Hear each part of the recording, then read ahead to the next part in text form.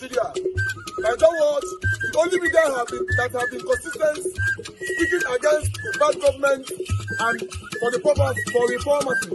Nigeria what? Yo!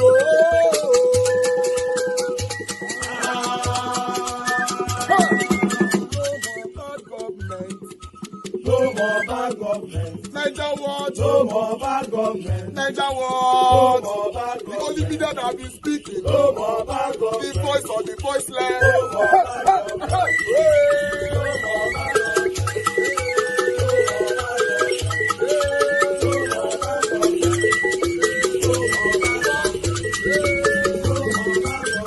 Niger what? No more bad government. For the poor. No more bad government. Niger what? No more bad government. Niger what media?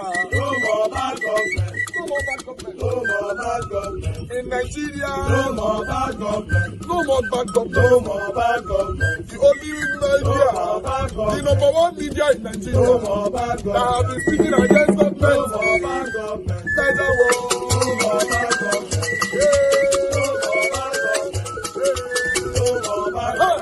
Niger what you? The voice of the voiceless.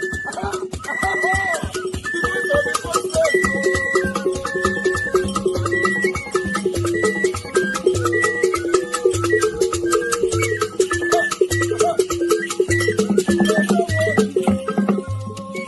Voice for the voiceless. Voice for the voiceless. Niger what media? Voice for the voiceless. Niger watch media. The only media that have been speaking against bad government. Being consistency since 1944. Voice for the voiceless. Voice for the voiceless. Umuwame. Voice for the voiceless. Umuwame. Voice for the voiceless. Voice for the voiceless. Voice for the voiceless. Voice for the voiceless. Voice for the voiceless. Voice for the voiceless. Niger watch you. We have been seeing all you guys have been doing, and he recommending to everyone in Nigeria, saying that you guys are the number one. Niger what you.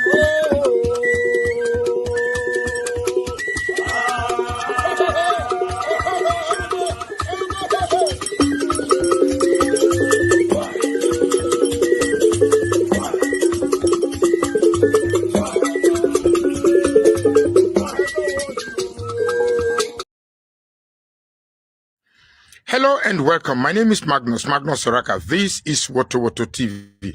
Have you noticed that ever since the United States of America designated Nigeria as a country of particular concern and categorizing Nigeria as having genocidal intents towards Christians in Nigeria, rather than us to see a sharp response or positive response towards that description, it appears the unalivings and the kidnappings and the genocidal resolve is even far worse than it is before now. Generals have been beheaded. Pastors have been beheaded. In fact, communities are very recently, I heard 25 schoolgirls were kidnapped. So what exactly is going on? What is the end game here? What is actually playing out? Remember, I said some time ago, could it be that Tinubu and the Fulani oligarchs, was there an agreement entered into? Because Tinubu has been very, very passive and nonchalant about the unalivings of the citizens of this country, Christians in particular. Please let no one downplay the fact that the intent or the intention or the emphasis is on Christians. I will not be too politically correct not to draw attention to that fact. So what exactly is the game plan? Because I like to think, I have a burdened brain that, you know, that wants to exercise its thinking capacity, that is. What exactly is going on? Why is it that after America issued a threat of coming to Nigeria to save Christians, we expect that these radical Muslims will, you know, sheath their swords, but rather than do so, it's like they have intensified their resolve to even slaughter more Christians, more kidnappings, and more unalivings. What is exactly the end game here? Here is what I think. I think actually these people, they want America to bring the war to them. They want America to bring the war to them. That is what I see. So what happens if America brings the war to them? So what happens if America brings the war to Nigeria? What is the end game here? Because one thing I've respected these northern massacres or these northern bloodthirsty northern extremists is that they think. They really do think. So what exactly is the gameplay here? Here is what I think. I think they want America to come.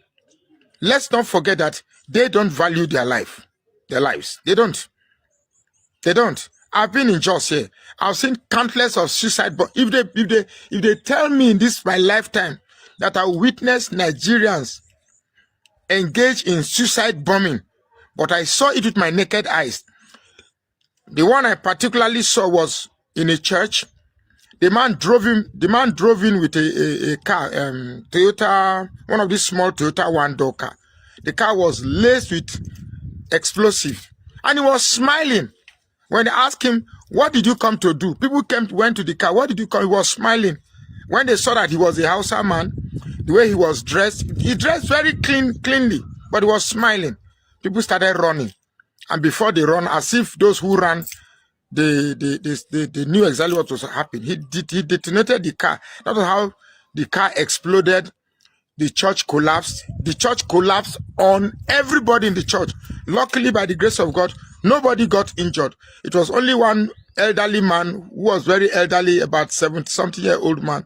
He didn't even pass on the spot. It was later in the hospital. After 3 days, he passed on out of injuries the body could not sustain. So these are people that are willing to die. So if they're asking America to bring the war to them, they have declared a jihad. And anybody who dies in a jihad is going to visit 72 virgins. I mean, imagine a world of 1 million people. If 1 million men dies and go to heaven, their heaven, 72 virgins, that means 72 million virgins. In fact, I don't want to go there. But I think these people are not ready. They've never loved this country. They've never want this country to grow. Suppose everybody is a Muslim in this country. What does it bring? What does it benefit? What does it bring? What does it bring? Everybody hits their head on the ground and leave black patches on their forehead. What does it bring? I thought religion is supposed to mold human being into perfection. But this type of religion being practiced in Nigeria is molding people into murderous animals. Depraved people that has brains that are not developed yet. Well, I want to tell you from the south, you from the southeast, you from the middle belt, you that's a Christian. If you think you are going to be crying and complaining and shouting and praying and believing that God is going to help you, you are going to die. Your life will just be short-lived. You have to be prepared to defend yourself. This is a country whereby we are told that even if you defend yourself and you succeeded in unaliving those that have come to unalive you, you will still be unalived. Can you beat that? Can you beat that? A general was unalived. A pastor was unalived, and Khan is doing nothing. No protest.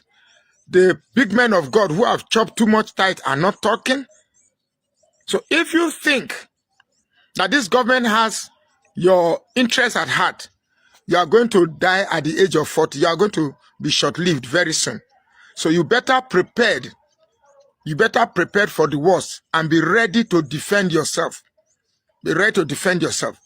If you are still here debating about Tinubu is savior, that, like all these stupid, some of these stupid Yoruba people that comes to comment on my page, it not go better for now. I'm telling you the truth. Tinubu has failed woefully. Tinubu is not in control. Tinubu is not in charge. Tinubu is not in charge of this country at all. He has failed. This is the worst. This is the worst president I've ever seen since Nigeria has come into being. Well, we shall wait and see. But I believe that these people are spoiled, are ready for war. Are you? My name is Magnus Faraka. Please follow this page. Mr. Chairman, please come to the meeting. Yes. Yesterday, yesterday, we are accompanying you to the FCT. When you told the FCT Commissioner of Police about the possibility of what is happening today, what assurances did you get from the police yesterday? Well, yesterday, when I had an interface with the Commissioner of Police of the FCT, I told him that we're privy to an information that people who have been expelled from our party are planning to come to our headquarters to disrupt our activities. And the Commissioner of Police FCT assured me, upon his honor, that they will do whatever is possible to protect us and guarantee us safe passage into our premises. Now, let us stop there. Now we are here. Our serving and former governors are here. Our members of National Assembly are here. Our members of Board of Trustees are here. And you've seen how they are now granted access to the Minister of the FCT, a person that has been declared persona non grata in PDP, a person that had been expelled, to come in. They have tear gas us and tear gas even our governors who under the Constitution. So we will be now calling on international community. I want to call on President Trump. What is at stake is not just genocide against Nigerian Christians. He should come and save democracy in Nigeria. Democracy is under threat. I'm calling on all other developed nations, all advanced democracies, come and save Nigeria, come and save democracy. Because I cannot understand how a serving minister of the Federal Republic of Nigeria will be leading talks, armed talks, and then with the active connivance and support of the police to come and create mayhem here. I have said it, we are willing to lay down our lives to protect our office, to protect our democracy, to protect our mandate. So Nigerians, you are watching what is happening. International community, you are seeing the threat that Nigerian democracy is. Come and save us. Come and save us. PDP!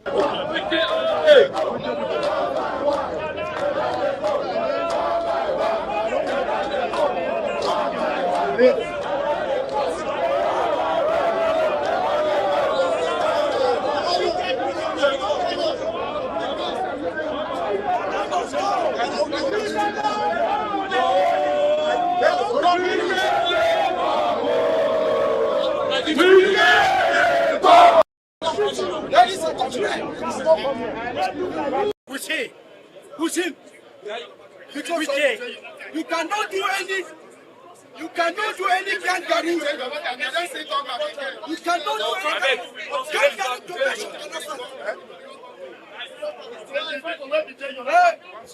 And I know.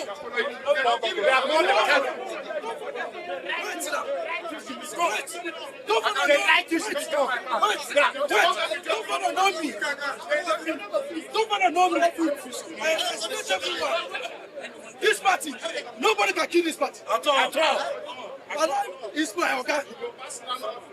You understand? But what did I talk? Make them make sure. This love for this party. If not like that, I'll go move everybody. Everybody know me in this town. Say Abdurrahman.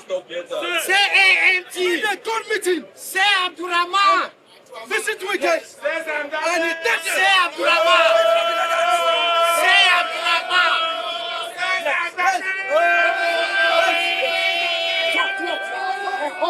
Say Abdurrahman.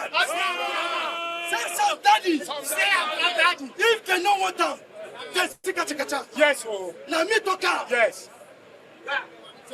I know they talk, but if I talk, everyone is going to hear it. Yes. I'm pushing Jerry for me for this party. Where are they?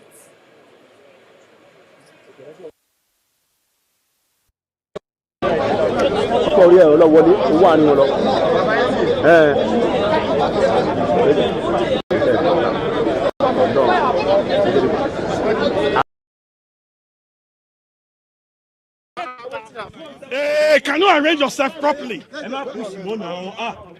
Let's go.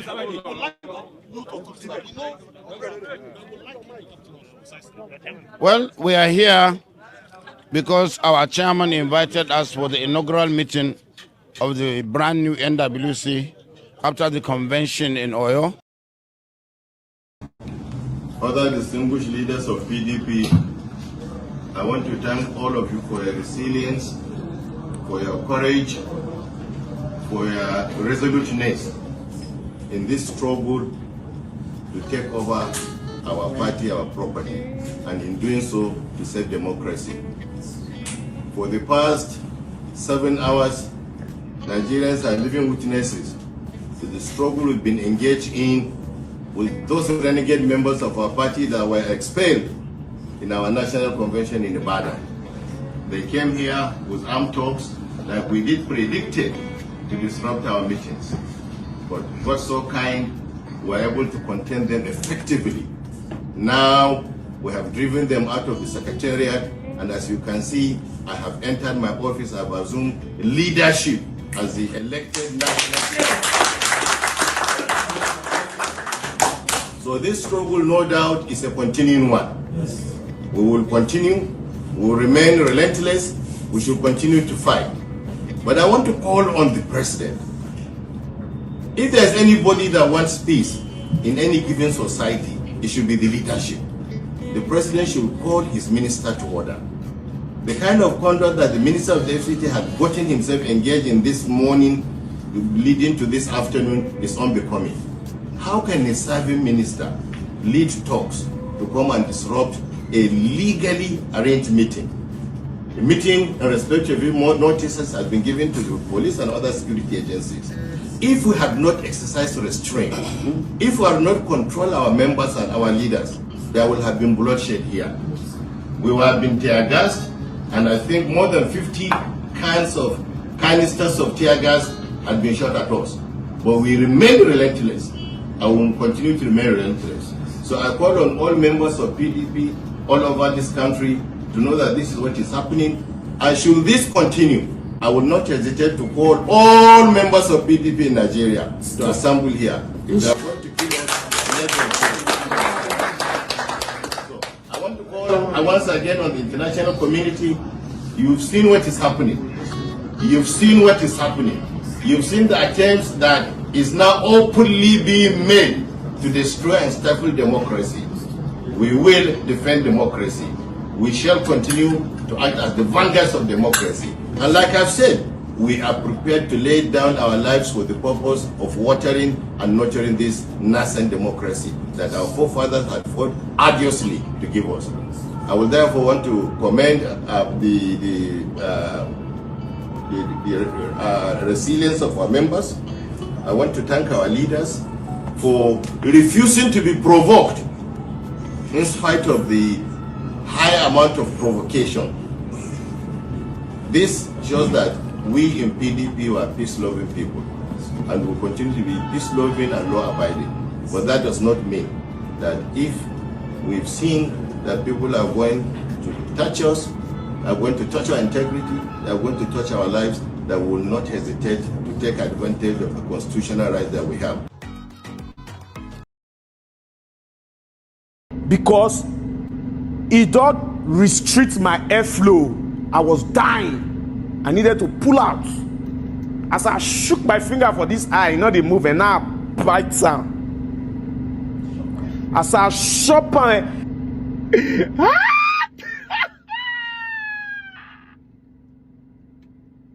it don't restrict my airflow. I was dying. I needed to. Now I have to be serious. So I got to tell you people what happened. But first of all, you see, something in me, I'm being very, very serious right now. Something in me is really, really happy that your love bites me. I swear to God. Because wallahi ta'ala, forget cruise, forget social media, who win or who no win. Now, let's be realistic. I am really, really happy deep down that your love decided to bite me. Because I swear to God, as your love did inside my heartbeat, I had zoned out of where I was. I was thinking about my mother wearing salt, and the more I did think about and the more I did press in it. Because I seen this inside my heartbeat, the more I swear to God.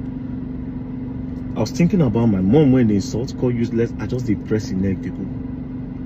I did think about how he put out my house address, where it make me change the switch where I did. I did press and go. Now, as soon as it bites me, that was when I snapped out of where I was. Do you understand? And that is why if you go back to the video, I did not say, ah, he bites me. I was like, you bite me. I was even asking him because I was now coming back to reality that, oh, it was a fight. Do you understand? I swear to God, I want to also appreciate him for actually even biting me because, like I said, it would have gone south. And by now, my enemies will celebrate. From there now, you will say, okay, Jollof don't buy RIP Jollof. God forbid for him as well. Something in me was really, really happy he did what he had to do. I swear to God. Now, what happened? Make I even give you now the full gist. I did VIP lounge. Now somebody tell me, say, you know, so I get people for airport. I said, your friend Mr. Jollof just passed. I said, Jollof just passed. I say, yes. Now I say, correct. Now today. Immediately I knew we were not going to fly. Immediately I knew we were not going to fly. Do you understand? Now, as I just see him, there was a queue to enter into the plane. So I just quickly rushed going back. Jollof did like this. Me, near him like this. You know, make you follow me bumper to bumper. Like this we did. In short, my body didn't even touch him. Now, Jollof no gree turn back. Because people, they say, VDM. Jollof no gree. He no gree turn in neck, bro. We did down for the aircraft. Now, we never enter plane. We turn in neck. It is VDM. He no turn. We did outside by this time. Do you understand? Me, I won't draw that kind of say, you go tell us, say, move now. Baba, move now. Move now. You understand? From there, maybe if you just do anything, then from there, now, with the outside, you go just... But he not do anything. So one person come and say, Baba, more take picture. Next person, more take picture, more take picture. As I just thought, make I snap. Before I snap finish, Jollof don't enter inside plane. As I enter inside plane, as I just enter, I did number 5. If I saying there around number 7. So we did cruise. As I just enter, I just see and saying don't sit down. Why there's a queue? I say sit down, I come to look at eyeball to eyeball. Now the usual Jollof, if I break the eye contact. But because in don't first, you know say me I meet for club before. And that day I did look Jollof eyeball to eyeball. Jollof no fit look me, they shy. He can't go outside the club. He leave the club wrong. So I can't talk him online. So as I talk him online, pain him, I can't say, okay, make him man up. That was why I even maintained the eye contact. So I see maintain the eye contact. Now that time I can't talk, say, Alpha, but I say that slap where you promised me now today you go give me. Oh. Me now want one. Of course, I was not going to fight on the plane.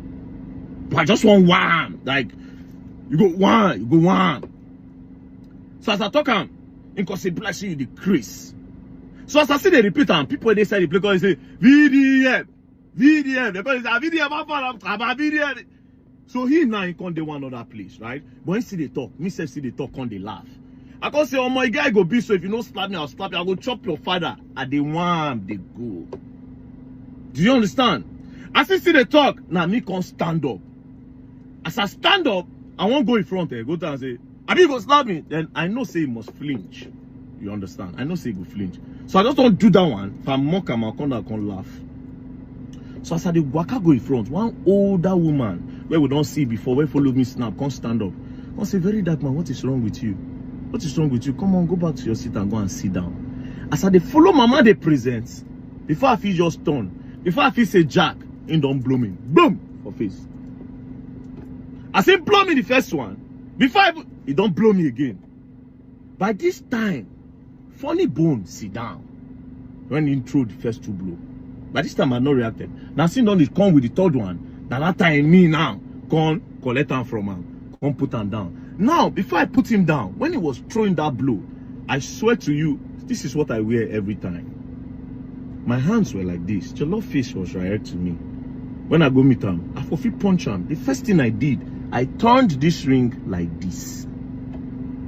Just in case I go need to punch him, I no go fit use here. Because if I punch Jollof with this one, I feel go tear. And I didn't have intention of fighting him. But he panicked. I understand, say, okay, yes. He knows, say, okay, if this guy first touch him, you know, go. So in panic, do you understand? In panic, he just panicked, right? So, I seen too big when I don't shove her. That time, I Funny Bone just stand up. As Funny Bone stand up, Funny Bone self can't start today. Push me. I seen they push me, Jollof stick on the touch me for the side. Now where you see say I give her shoko. That time, Funny Bone now, can't still, they try to hold my hand. Before you know it, him and Funny Bone now, push me, go the plane side. As I say, okay, now like this, they be and everybody for the plane. VDM, stop, VDM. Me now, no one can carry hand again. I can't say, okay, you know what? Make I just faint out. I swear to God, that was my intention. And I'm really, really glad everything went the way it went, right? I can't put on for my hand and say, okay, make him pass out. At least, that one now, I go come enjoy myself where say I faint your love for playing. So I pin him for down. That time, my mind can't go. By this time, funny bone said they do, VDM. And no answer. So as I pin him, I did think about, your mother is a useless woman. I did hold on more. The more I thought, the more it was tight. Do you understand? In they blow me for body. You don't understand. You just I know they feel all those things. Like what did your love blow won't do for me? You don't understand. They go. It just the more they squeeze on. Then next thing he come bite me. That was when I can't say what I say. You bite me. I know sharp. Like it was like you bite me. That was when I came back to reality. Because I swear to God, and I will still appreciate him. Now, Ember months we did. It could have gone south. Honestly, it could have gone south. And I thank God that it didn't end up like that. Do you understand? I thank God. Because even the funny bone of a guy, I can't listen to him. Now, let me tell you about funny bone. I don't know what happened. I don't know what I ever did to the nigga, right? I did about 2 months ago. Somebody in his circle called me. And it was like, VDM, what do you do funny bone? Mona try settle. I say, funny bone, settle. Who is funny bone? He said, funny bone the comedian. I say, yes, I know the funny bone the comedian. But who is he in terms of what I do? And why do I need to settle with him? I've never called him out. Nobody have reported him to me that I scammed them. I've never said anything. Yeah, we have not crossed. So what is the problem where he is now hating, you know? So the person tell me, I just tell him and say, maybe misunderstanding or maybe coincidence just happened. He said, no, there's a problem. Now, I can't go Hilton's. I can't for a particular show. I think Wonder Talk show. It was there. Immediately he saw me, where those other people do, where normally you could just hail them. He just moved, come on from there. So I knew true. So when I see him, I know I called no respect to him. Do you understand? But when they call me, Vivian, stop. But meanwhile, in they follow, they hold me, they push me with your love. Do you understand? And funny bone, man, I call this story small. See, if we see, you go see explain to me what I really do and why you do those kinds of things you do. So we're going to need to talk based on brothers, right? So as it happen like that, when I shove up, before you know it, people call VDM. They can't separate us. As they separate us, I went straight. When the guy your love, they go for, I say, we are not flying.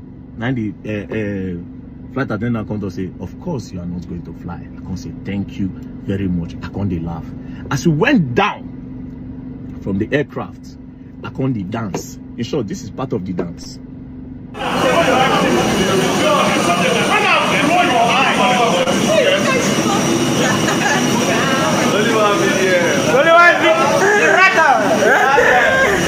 By that time, in body don't prepare him. Yeah, just the dance, the waka. Do you understand? So when they went out, they start to ask questions and this one. Me, I just did the laugh. Then we got to the police station. When we got to the police station, they asked what happened. I told them what happened on the plane, right?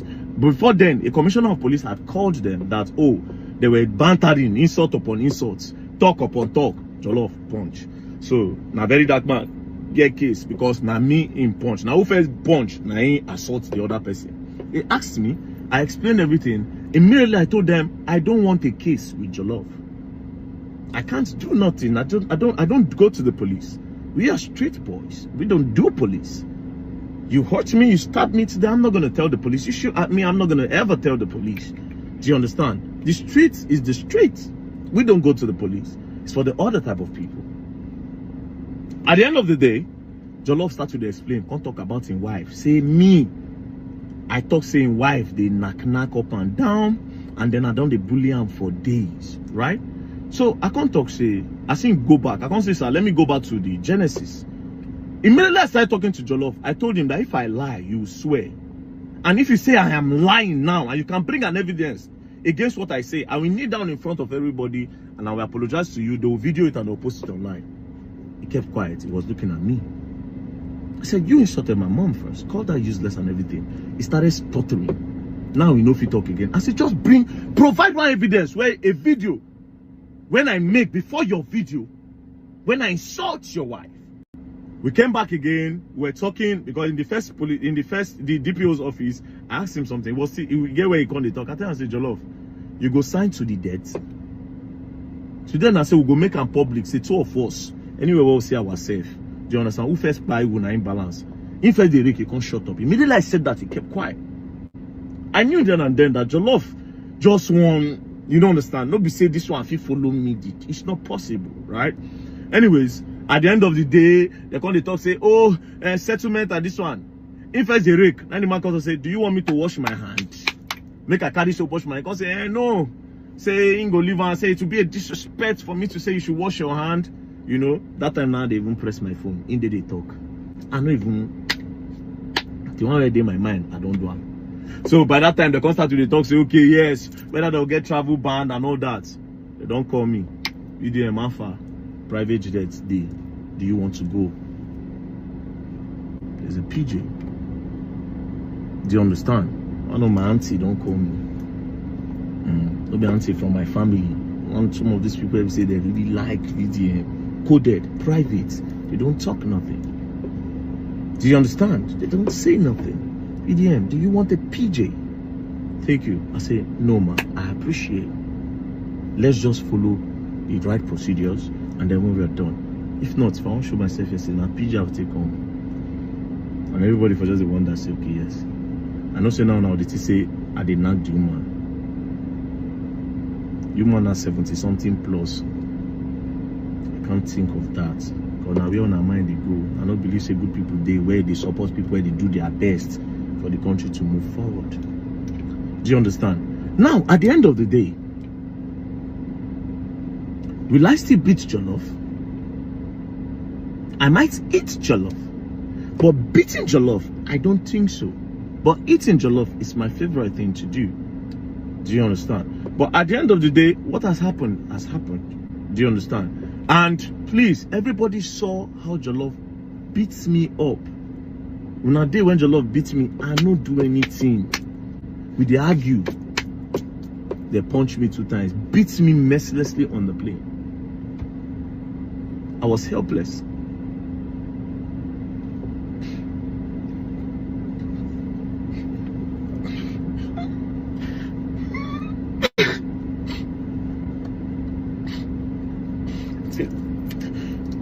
It was so against me, like I feel emotional about everything.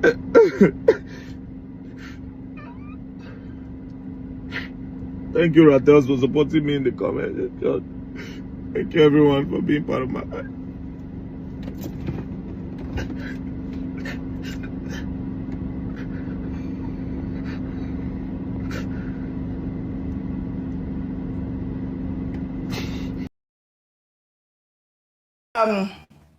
Now highlight this shocking footage showing activist Martins Osher, popularly known as Very Dark Man, and social media influencer Mr. Jollof engaged in a violent physical altercation aboard a United Nigeria Airlines flight from Asaba to Lagos at the Asaba International Airport. The altercation is believed to have been linked to an ongoing online disagreement between both influencers. Let's take a look at the video, which has since gone viral. I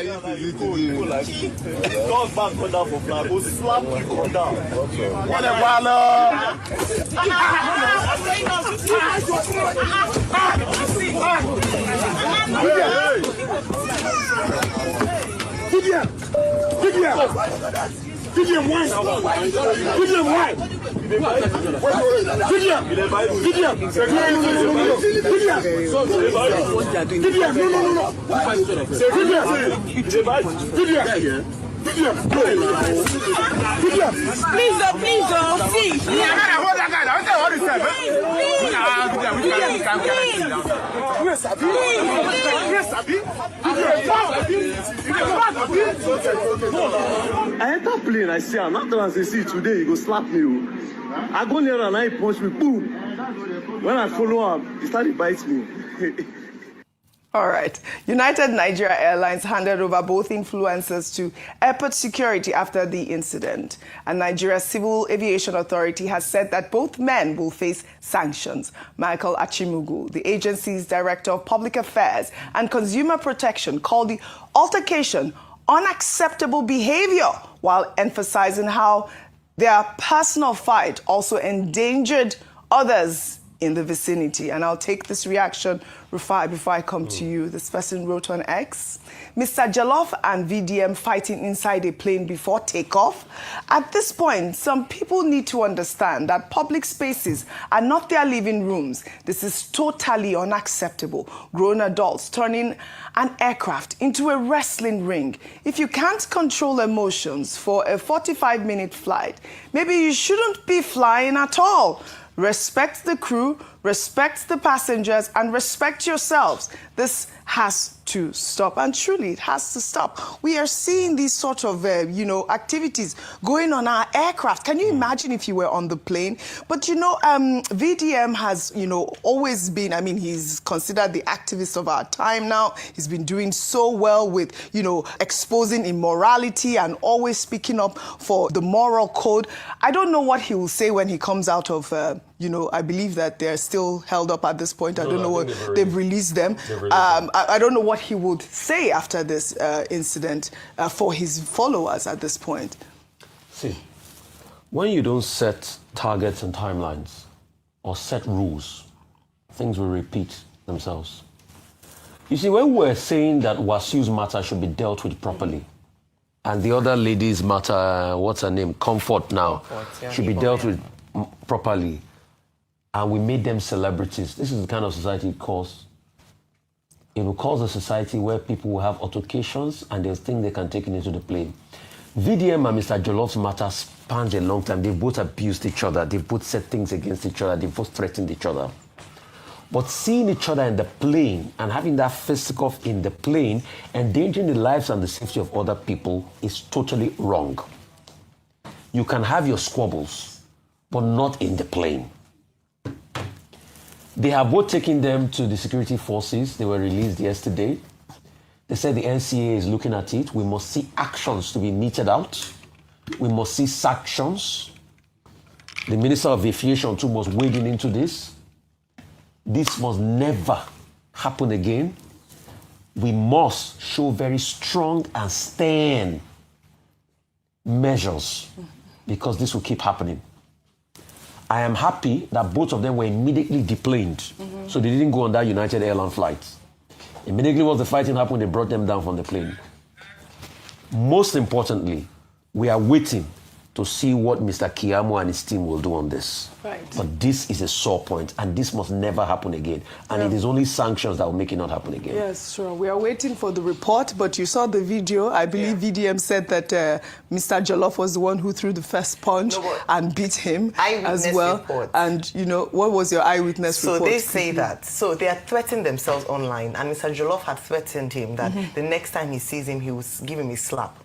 So when VDM got on the plane, he was saying, you said you slap me when you see me. Here I am, slap me. So he slapped. And then so he was the one, Mr. Jollof was telling him, so both of them, irrespective of, and this is what, when we talk about social media misbehavior, now translating to real life, and then endangering the lives of the people on the plane, it's a security risk, what happened. It's a show of shame, like you mentioned. These are people that are meant to be advocates, that people say, oh, they speak up for the common man, and just engage in this show of shame. I hope that they both come out to apologize, by the way, but don't let them not make them ambassadors. I didn't get the apology. Oh, that's the apology of Mr. Jollof. And both of them explaining. So that's both are okay, good. That's what we need. But we don't want only apology. There must be consequences for action. And they should not make them ambassadors. Yeah, all right. Okay, so it's good that they've apologized. I missed that actual video. I didn't get that. So that's really was what we were expecting. Well, in another development, the FCT Police Command on Monday debunked reports circulating on social media alleging an attempted assassination. All right, people, I appreciate every one of you right there. That's all I have for you guys today. I just wanted to bring in that very dark man and Mr. Jollof fight. Hey, see, I mean, some of them they talk to me anyhow for comment section. Oh God, they don't go meet for a private jet. Our own, go be as a gate, especially Black Panther. if I cash Black Panther for private jets, now we'll see what will happen that day. All right, guys. Yeah, we are here. Wike have become, I don't know what name I want to call this Wike. The question is Wike the president of the Federal Republic of Nigeria or Tinubu? If I say this, our Tinubu want to come quiet, to be honest. Me don't understand.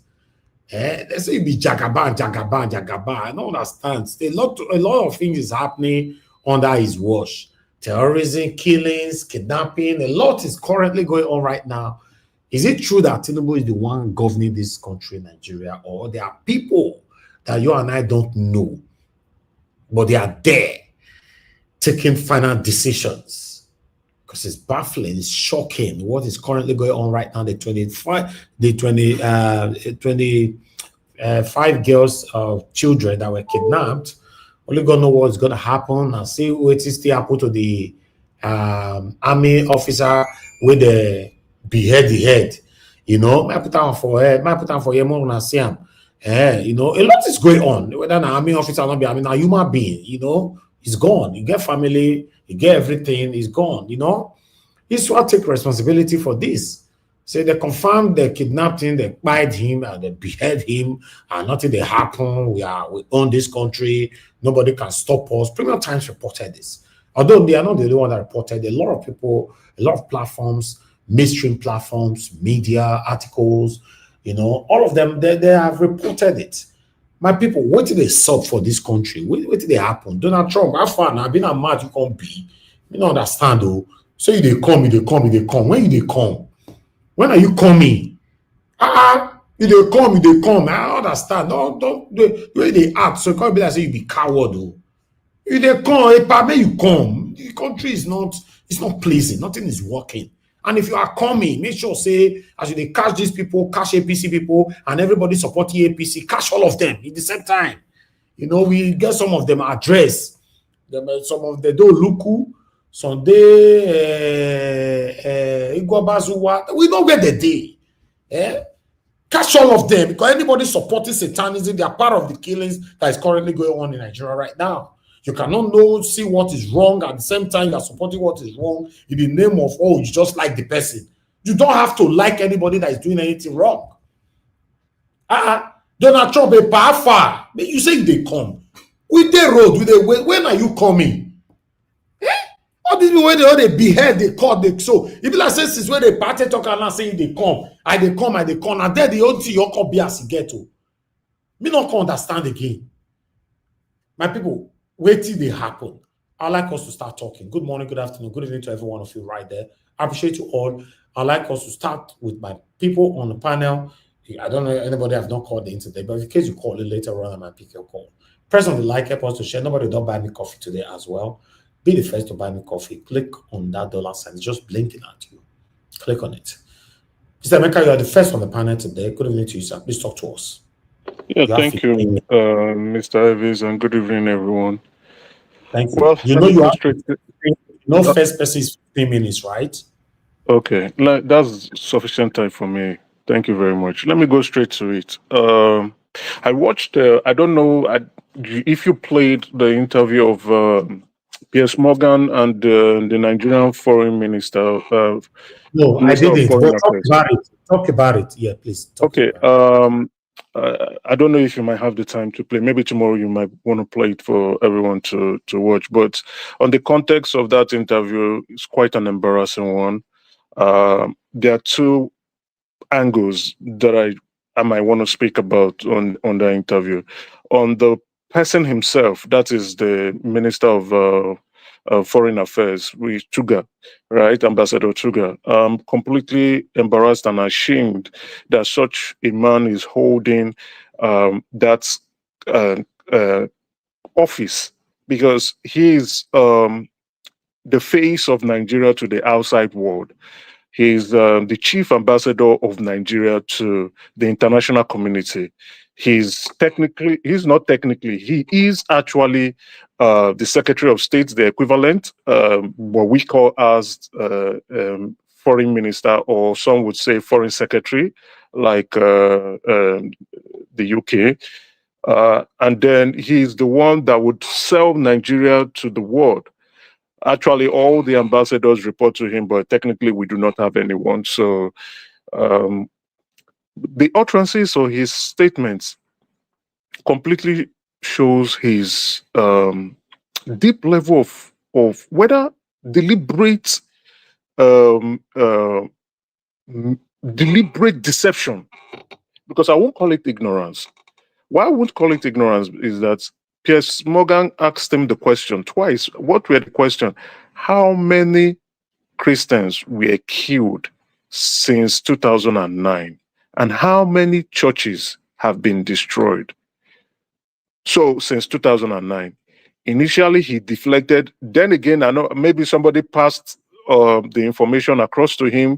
Instead of him answering the question since 2009, he said for the last 5 years, 102 churches has been destroyed. He didn't go about to talk about the killing, but we all know he was completely telling the entire world that no genocide is going on. No Christian genocide. In short, he didn't say Christian genocide. He said no genocide is going on. Then again, when they brought in a lady, a former House of Parliament from in Canada, she came up and, you know, lambasted him, tried to inform the world about what's really going on and the people who have been killed. She said over 50,000 Christians have been killed since 2009.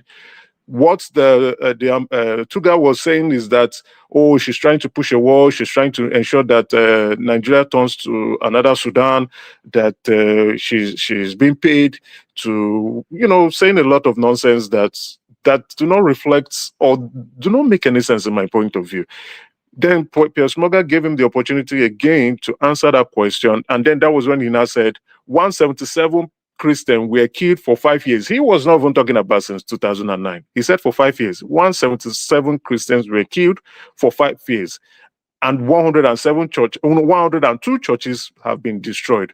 Now, if you do the maths, the maths is not mathing at all, in my view, because we all know that if you're trying to do the maths or you're trying to do the ratio, you say, okay, if 102 churches have been destroyed and 177 people have been killed within the space of 5 years, the ratio should be one church to approximately 1.12 number of people killed.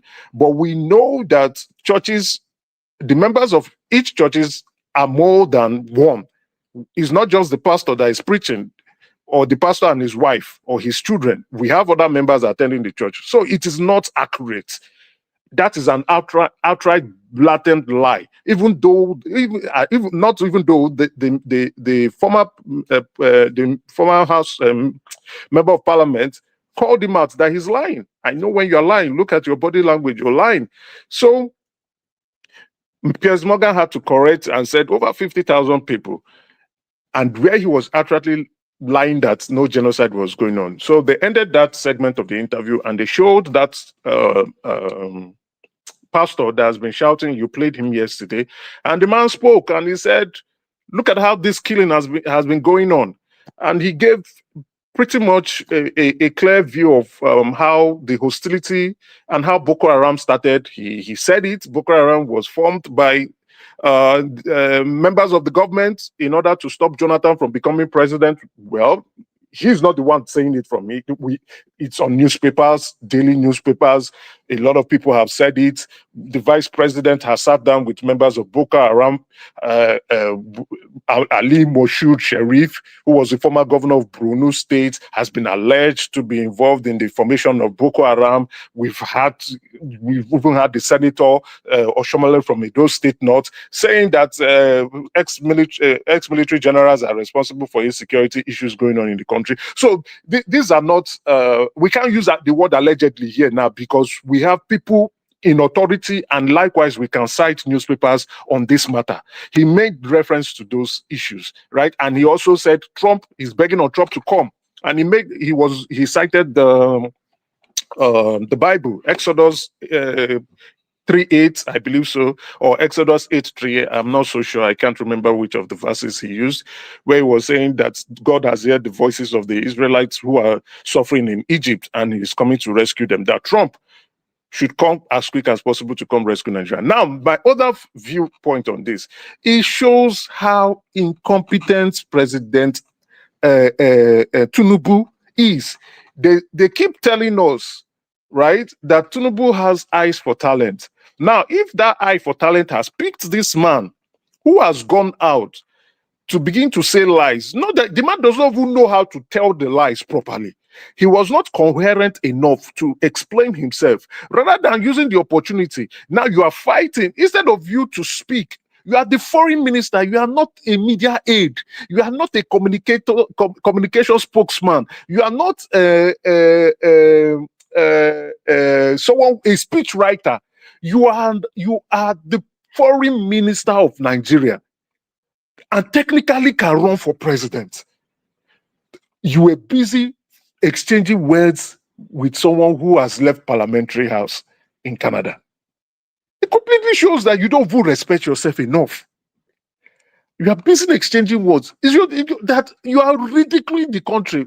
The disgrace that this country has taken within this short period of time is because of the incompetence that is smelling out of Aso Rock. Eye for talent is turning out to become a mirage.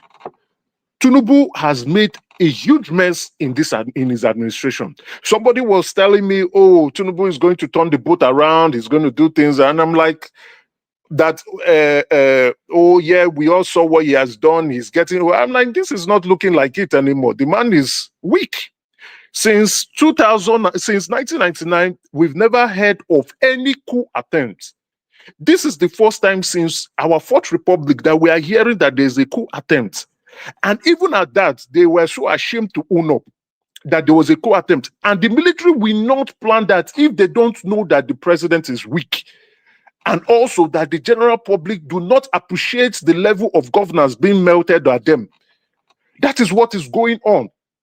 Now, 48 hours ago, a brigadier general was kidnapped and murdered.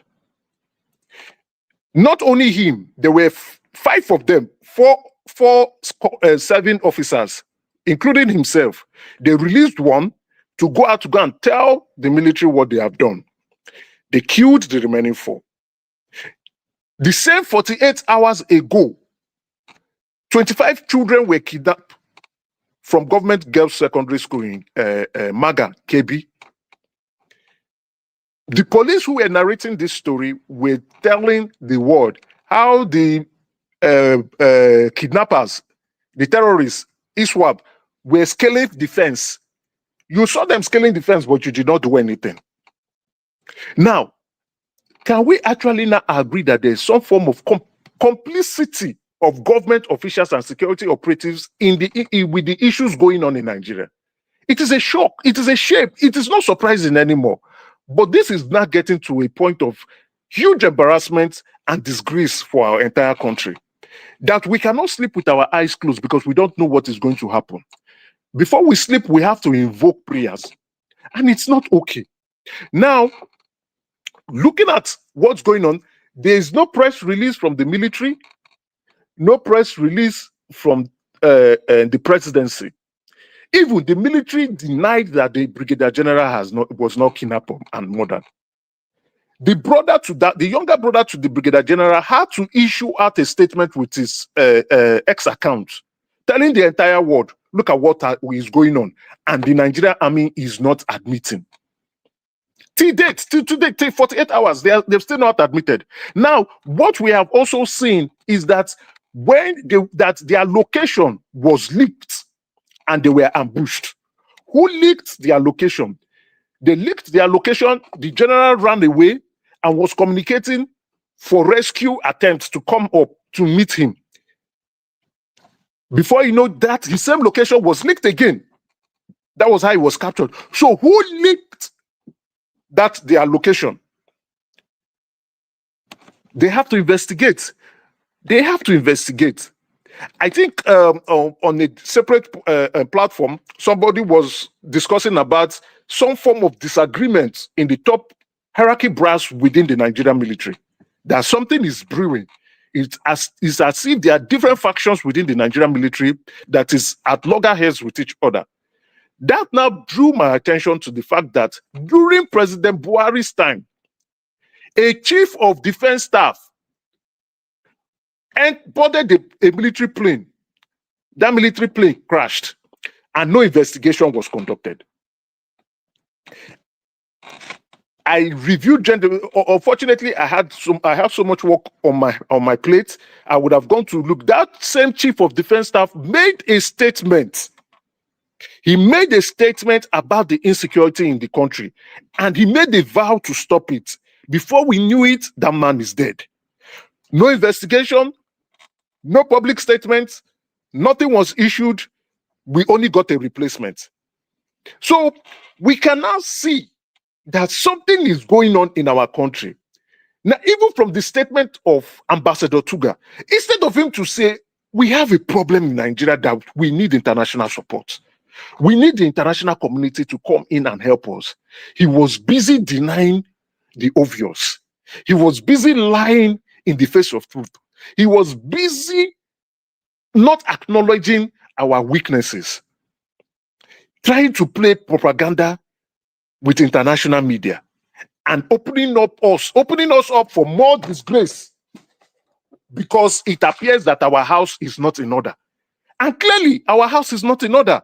If our house is in order, why are we having so much insecurity issues in the country? Why are we having so much debt? Even when Trump has said the military is the American military is on a plan, strategy on what to do with Nigeria, we have seen an intense attack from either the bandits or the terrorists. We don't know which group we are going to put them into now. And yet, what we get, instead of our security operative fighting with so much fury and anger, we are only getting promises from the president. We are only getting statements that holds no water from the president, and we are getting more politics. More politics. Yesterday, no statement from vice president, no statement from the president. They were busy doing what? Politicking. Even Atiku was the one now issuing a statement and calling on the president to resign. I agree with him. I agree, not to just only agree, I strongly agree that President Bola Ahmed Tinubu should resign. He is a failure. He has failed Nigerians. And he's taking Nigerians nowhere. He's taking this country nowhere. Rather, he's taking us for to meet our water low. The signs are there. Yesterday, I spoke about the taxes that will be coming in January. The signs are there.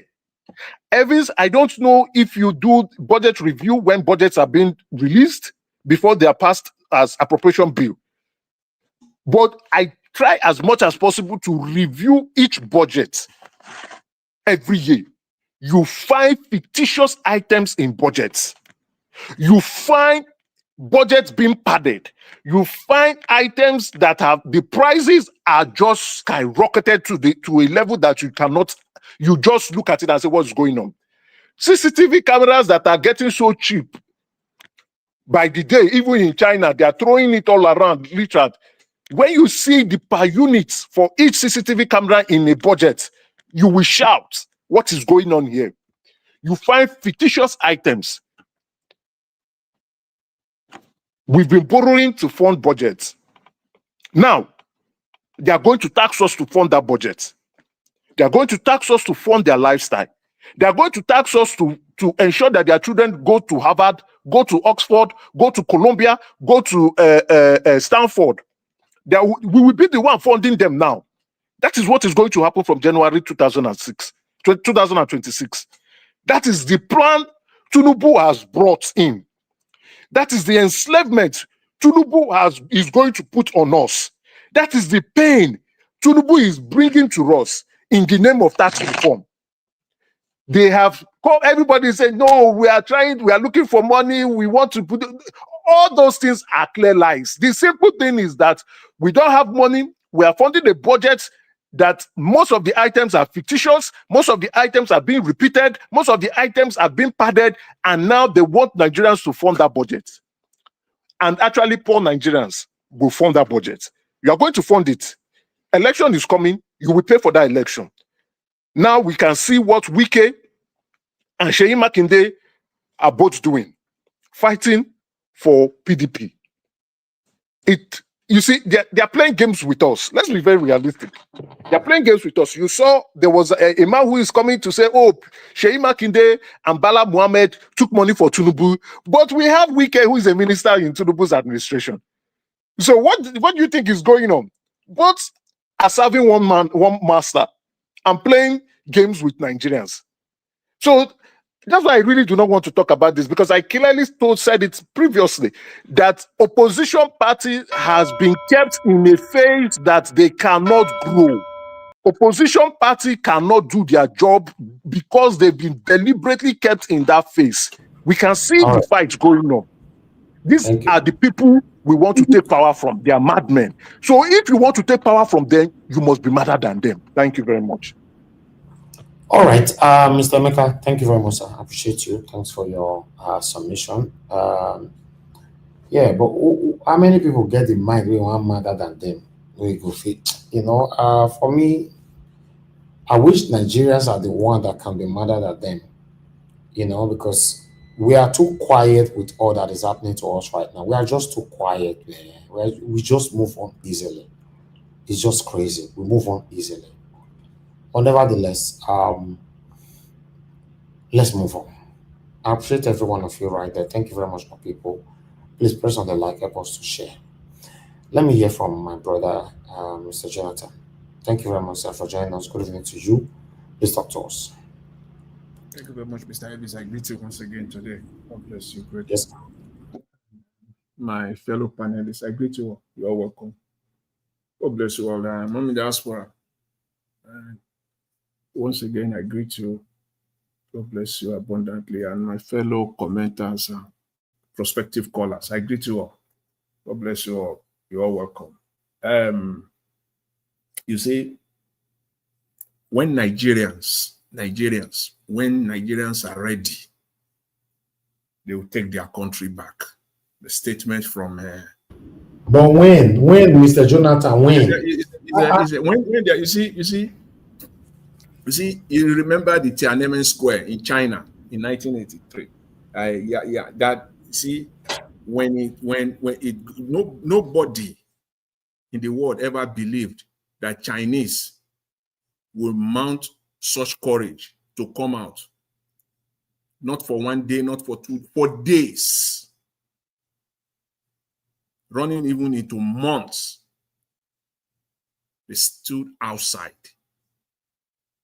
Even though at the end of the day it was crushed, but the courage that the Chinese, and it was actually, even though it was crushed, the Tiananmen Square protest, that was what led to the transformation of China.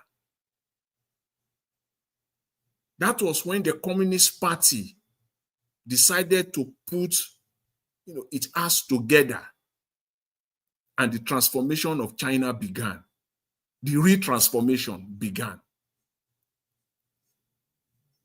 So until Nigerians are ready to take back their country, we're going nowhere. It is Nigerians. The electoral cycle in 2027, it is Nigerians that will decide collectively that this is the time they want to get their country back. They will stand by their votes, protect it. Nobody is going to do it for us. Nobody. We have to do it collectively and get our country back from these crooks. Tinubu cannot do anything. About a week ago, in my submission, I said Tinubu is not the commander-in-chief. And it is clear. That was, I think, after two days after Trump's statement. Tinubu is not the commander-in-chief. Tinubu On paper, is the president. He is not the commander-in-chief. That is why it is described as the president and commander-in-chief, 2 offices in one. He has relinquished that commander-in-chief authority to another set. And we can say authoritatively to the Fulanis. That is why the defense ministry in Nigeria, as we speak, the defense minister is a Fulani man. The minister of state defense is also a Fulani man. That says it all. That is just clear. And I want to believe strongly that that was his arrangement. That was Mr. Tinubu's arrangement. He will relinquish that part of the country to them. He can do whatever he wants to do with the economy. They care less. That is why Tinubu can go. No, they never fight Mr. Tinubu about the governor of Central Bank, the Minister of Finance, the head of the FRS, the Federal Inland Revenue. They never fought him. He put all his people there, all the Lagos guys, he put them there. No problem. They put up a small fight when he attempted to take the headquarters of the Central Bank back to Lagos. They give that to him. They surrender. That's why Tinubu is wrecking Nigeria, completely wrecking the country economically. When it comes to security, he is not in charge. I don't know when Nigerians will get this. Mr. Tinubu is not in charge. He's not the one taking the decision. For him, why some people, for whatever reason, they're calling him strategist. I feel like throwing up whenever I hear such statement from people. Things like Tinubu is a political strategist. Tinubu built one section of the country. I always feel like throwing up. Political strategist, Mr. Tinubu, who deliberately, for his own whims and caprices, relinquish the power of the commander-in-chief to a group of people because he wants to be president. He is not in charge. In fact, the characterization of Nigeria as a disgraced country is an understatement. It is clear today. I've been using the word crystal clear for the past few days. Yes, again, it is crystal clear. It is a disgraced country. It has nothing to do with nationalism or patriotism. Just say it the way it is. The country is if there is a country called Nigeria in the first place, is a disgraced nation. We don't have democracy. You can call it any other thing under the sun, but not democracy. Give it any other name. What we have in Nigeria is not democracy. This set of people have no character. They have no competence. They cannot take Nigeria anywhere. It is clear. It is just clear. They don't even know what to do. They are clueless. Where do you want to start from? Just tell me, where do you want to start from? Is it from the economy to the political side of it? The set of people that they have no limits to how far they can go to destroy Nigeria in order to achieve their own self-entitlement. No limits. I just don't know how to describe the state of Nigeria now. It is so sad. It is so bad. United States declared the country a country of particular concern a few weeks ago, thereabout. And look at what we're seeing after that. Just look at what we're seeing after that. That is why, for me, I have concluded, Mr. Tinubu, even prior to that, Mr. Tinubu is not in charge. What does it take Mr. Tinubu today to declare a state of emergency in Nigeria? I just want to talk about the solution. Maybe somebody is just listening. What does it take him to declare a state? If you are ready, if truly you are in charge, if truly you are the commander-in-chief, what does it take you to declare a state of emergency in Nigeria today? Brigadier General, and no statement from anybody. The only one you will hear are lies. That is why it will be moronic to believe anything that is coming out from the Nigerian government or any of our agencies. To be so moronic. I will believe what ISWAP and Boko Haram put out there as a statement than what comes out from the Nigerian government. That's how bad it is. Just think about that for a second. Let that sink in. That there are Nigerians, I know there are millions of Nigerians like myself. I will take it firsthand, the statement from Boko Haram as being true than what comes from the Nigerian government. That's how bad it is.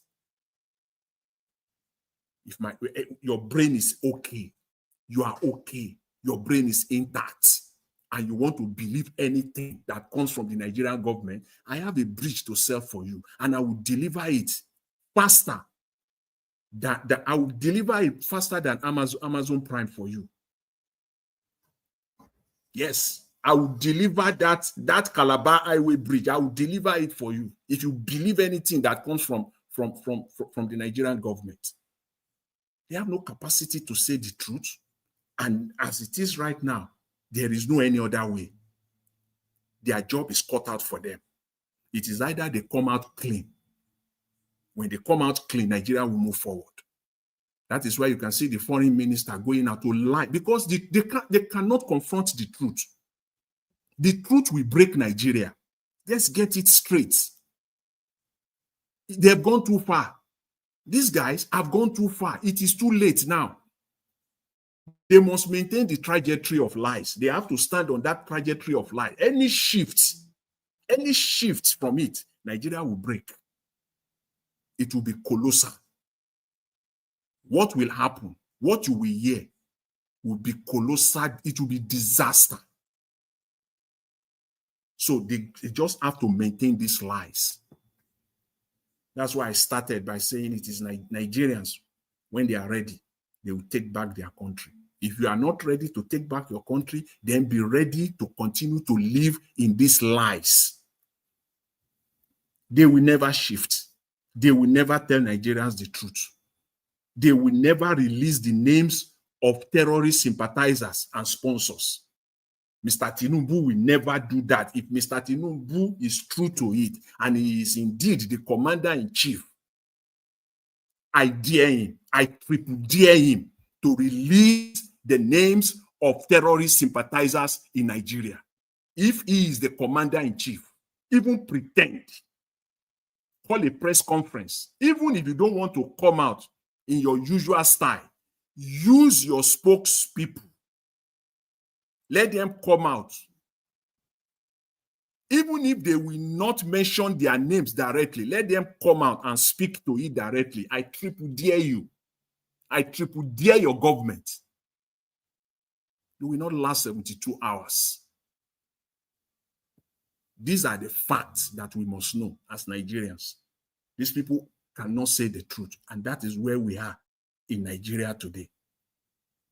What does it take you, Mr. Tinubu, to give an order today that the necessary ministry and agencies should begin the process of getting every Nigerian back to their homes?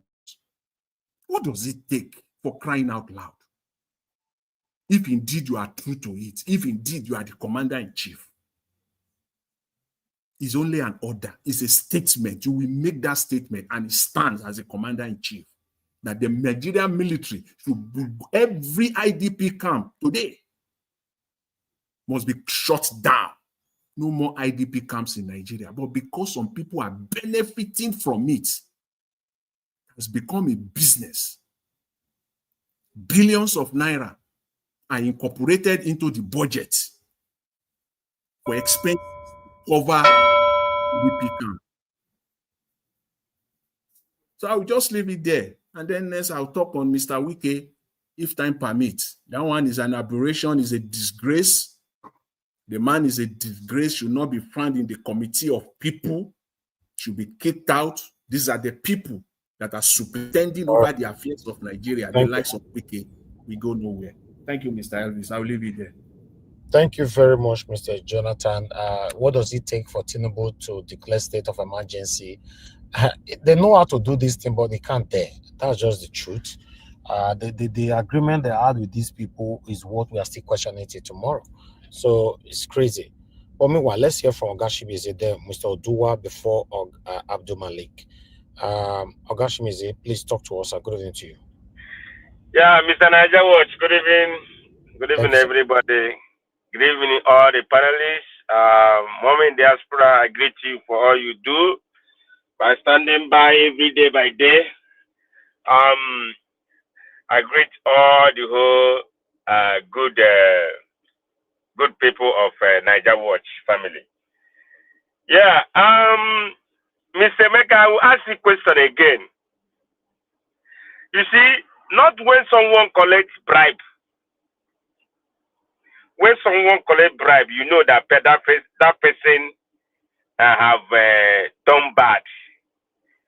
You are advocating about what Jagaban is doing. You see, one thing, I think you call them one name, and in other hand, he didn't collect money, but he supported the government. So he accomplished. Don't count yourself out. You're not coming out and crying, but you saw all those things. See, I like someone that see tomorrow, not someone that,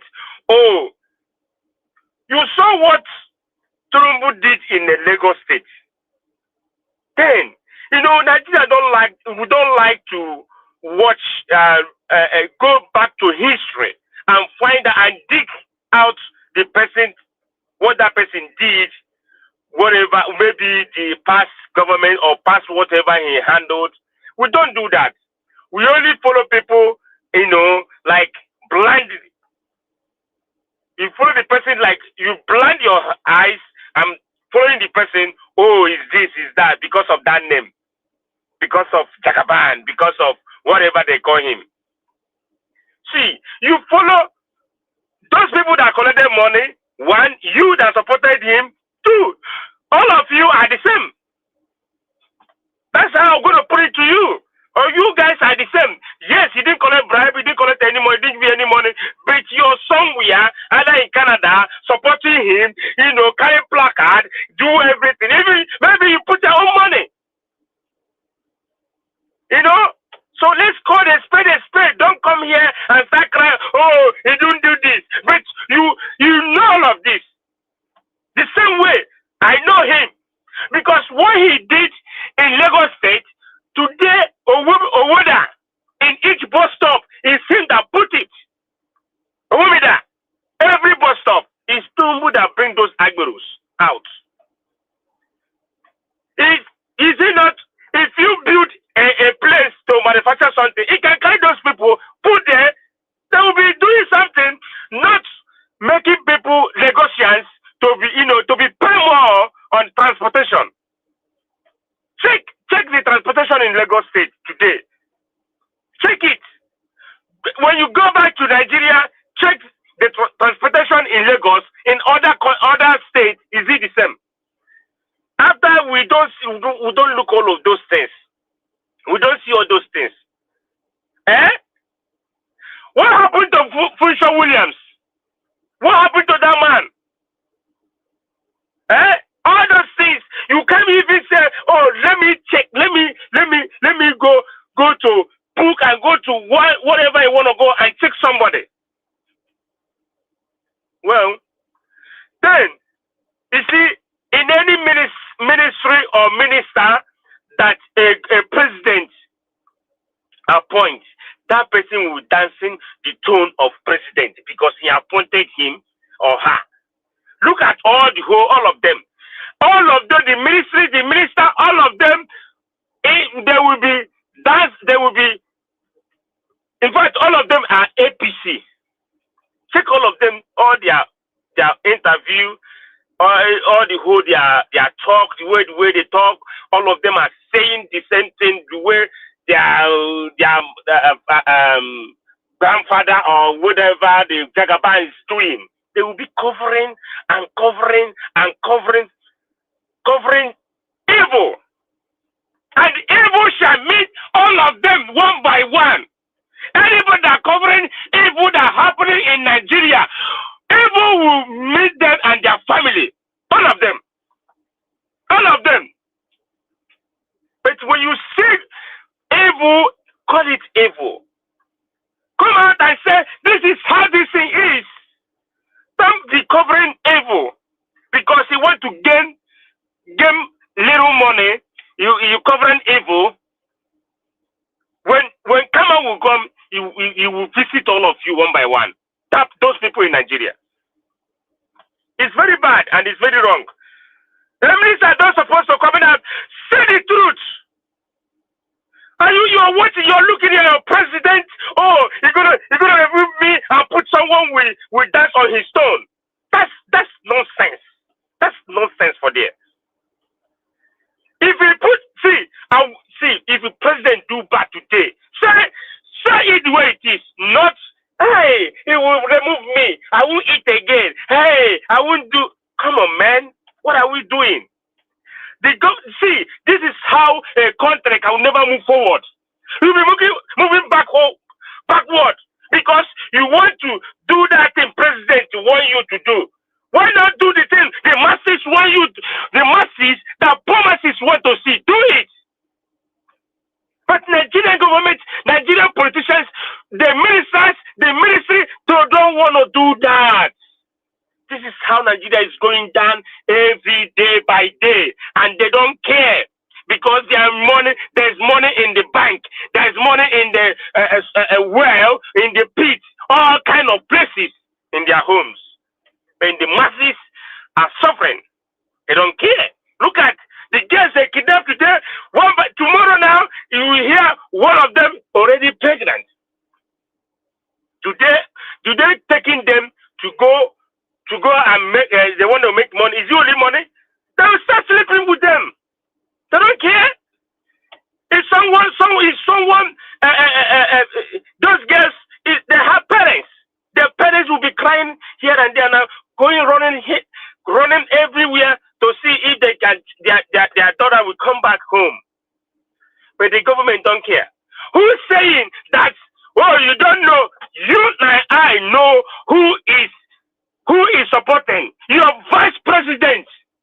Is your vice president Shetima. We will be calling his name, not allegedly. Yes. Let's go to spade. He's the sponsor of Boko Haram. Where is him? He hides. He never come out and say anything. Maybe he's already on the run. And all of them, maybe they already run away from Nigeria because very soon, everywhere will blow, everywhere will be hot for them. That they will never sit because it's going to be very, very ashamed as a second in command in Nigeria. So you are a Boko Haram sponsored. It's very bad. That's why you will never hear his name or come out on television and say something. He will never. So Nigeria is what it is. But people in Nigeria, are they helping the matter? The masses? If we protest, we buy. If we don't protest, we buy. Protest and buy. If we say it now, it's oh, come out, come back home, come and say it. But people, if you look other people, other countries, they are protesting. Say, hey, when Nigeria will be like this, when Nigeria will be like this.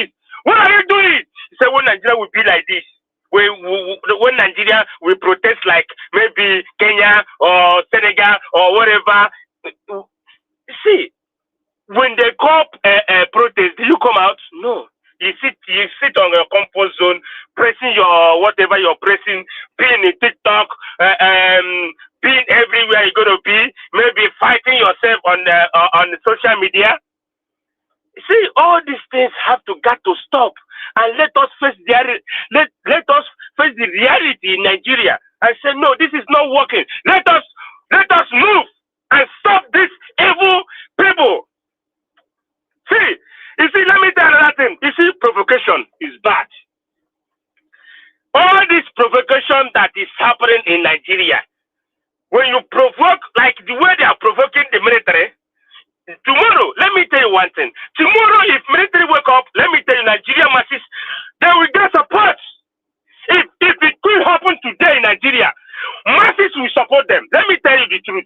If you don't know, if it could happen in Nigeria today, the masses will be the people will be at their back. If you don't know that, because Nigeria, it will have come to their neck. That they don't want, that the thing is too much on them, but look back, look front, look side by side. They don't know, they don't see anybody to talk to. But if Army wake up today and say, enough for this, I will say yes, you guys carry on. Because if we can get insanity from them, like what the other side that is happening, the other country, look at Ibrahim Traore, what is going on there? He's doing well. He's doing well. Nigeria own, is it different? He's doing well. That young guy. But Nigeria, we have democracy that is not working. It's not working. It's babash. People like my sister, Madam Hecho, he said, "Oh, my pikin, my children, they're gonna come out. They're gonna take the power 2027. Where their children, the children of Nigeria are ready to take the power. Are you talking about electoral reform? Are you talking about other things that you put in place before the election of 2027? What are you doing? What are you saying? The opposition are not there. The opposition are not doing anything. They just sit down and watch it. And 2027 will come. You will close your day. You will say, oh, it don't happen again. That's no. If you want to do something, start now. You don't say you are going on the ground. What are you doing? What are you walking on the ground? Come out. In any place you guys are sitting on your comfort zone, sitting your basement, wherever you're sitting, come out and say enough for this in Nigeria. We want to take our country by fire, by force. If you agree, then you see, I say something about provocation. You see, what VDM was saying today. If you listen to VDM may find trouble. Believe me, all those things you are narrating, you are narrating all those stuff. That's no, guys. You did wrong. You say yourself, you are fighting for masses. You are fighting for masses. You are fighting for that. But show yourself an example, and it can't come out on a flight and start fighting. It don't provoke a man. Provocation is bad. You guys did something you did on social media. Thank you. Thank you so much. Yes, sir. Thank you very much for your submission. God bless you. Mr. Dua, please, I'd like you to talk to us. Good evening to you, sir. Good evening, Mr. Najawash. Give us a Thank you on for the backstage. Your camera is not on, so you'll be there for so long. Go ahead, sir. Thank you. Thank you very much. God, the Lord is your strength. Good evening, Mom in diaspora. Thank you, man. God bless you for your good work. Thank you, ma'am. Good evening, commenters, listeners, and viewers on the passerby. Good evening, all the panelists. Thank you all for your good work, for your view and your concern. Well, I will say something that Baba Jonathan have said earlier. Like some Nigeria, they will say those who claim to be old, we said Nigeria, you people should wake up, rise up, and take your country back. For me, I see it as a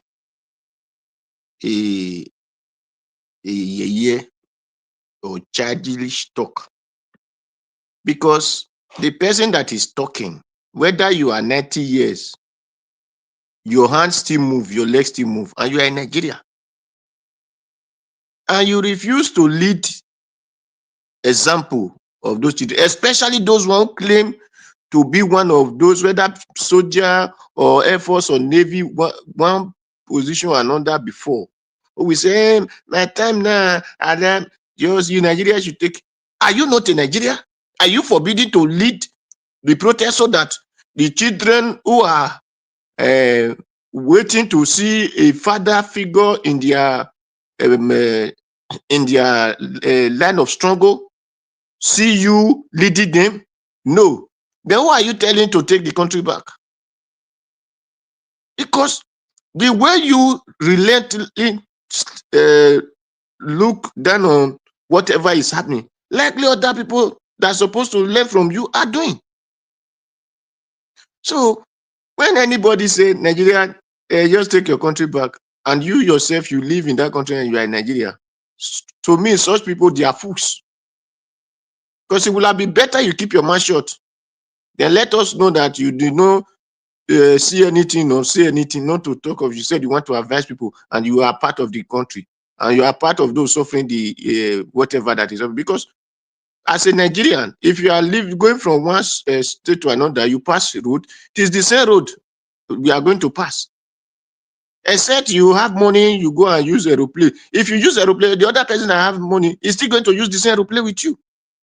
So if really you are in Nigeria, you are a sensible person and you want Nigeria to take the country back, especially this also call themselves old, should be the one who will even lead the protest. Because when those people lead protests, they are stupid age mates that are leading the country, calling themselves leader. We listen, we learn from example. We know that yes, these people have struggled for this country before, they are still struggling for it. So not you now say the country that they will tell you respect your elder, respect your elder. Elder would not respect themselves. So my people, I don't really know, I don't really see headway for the country. Okay, is it not the country that in Edo State now, what I saw on a video, that is small boys went, instead of them to be struggling for the government to make their country okay, they are fighting themselves over a girl. The other one says is one of the stupid, is supreme. Huh? You join supreme. Your supreme could not make your state to better for you. It's just to go and fight over a girl. And you are now taking away, you are not deleting a man like you. And you are not even the person that spend money on the girl. The person that spend money on the girl is living in a hotel, enjoying himself. He sent you to go and oh my God, to go and commit havoc. So these people, when we talk of Nigeria, for me, I did not really see headway in that country at all, because we always feel unconcerned that these people, it affect them, it did not affect me. So I'm left concerned, because that is why those people call such people who call us war. That is fully servant. Nigerians are fully servants. Who will say something happened in Kogi, and because it did not happen in Benue, it doesn't concern the Benue, it doesn't concern the Edo, it doesn't concern this thing. We understand that the northern people are against the southern people. Okay, now, why the southern people are taking foolishly, that is where I blame whenever our people go to be to soldier or police or these things.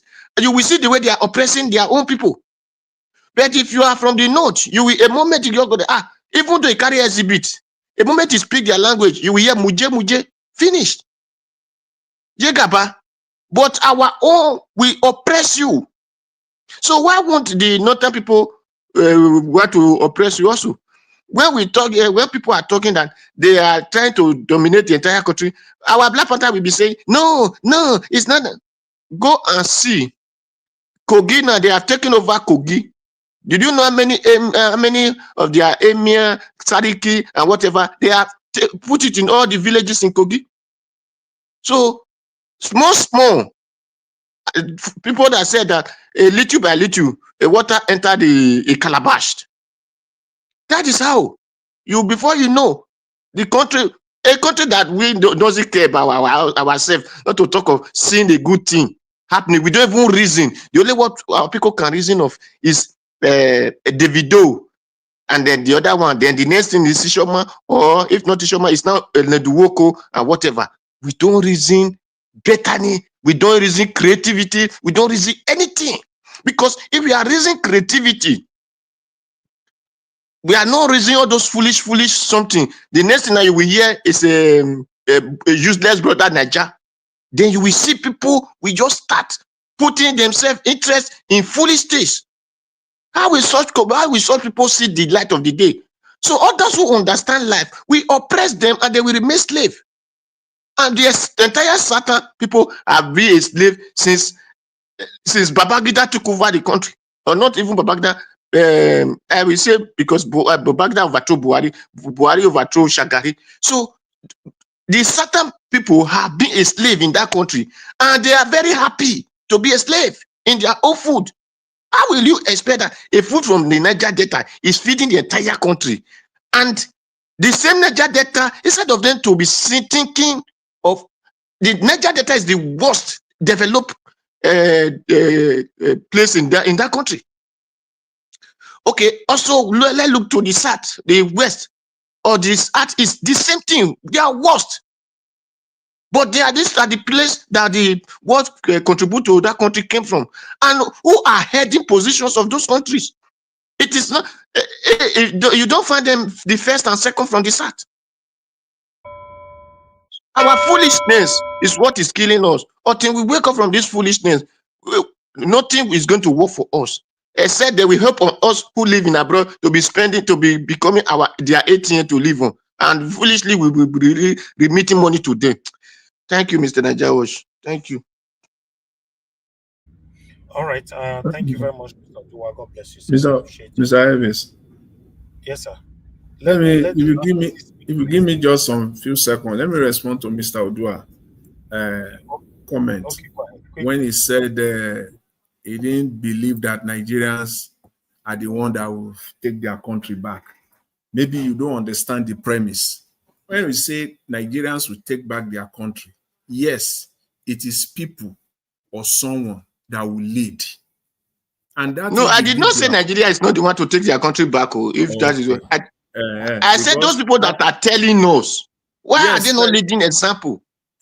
You see, for example, if you take someone like Showore, let's even leave Showore as an individual. The Nigerian Labour Congress, as crooked as they are, we know them.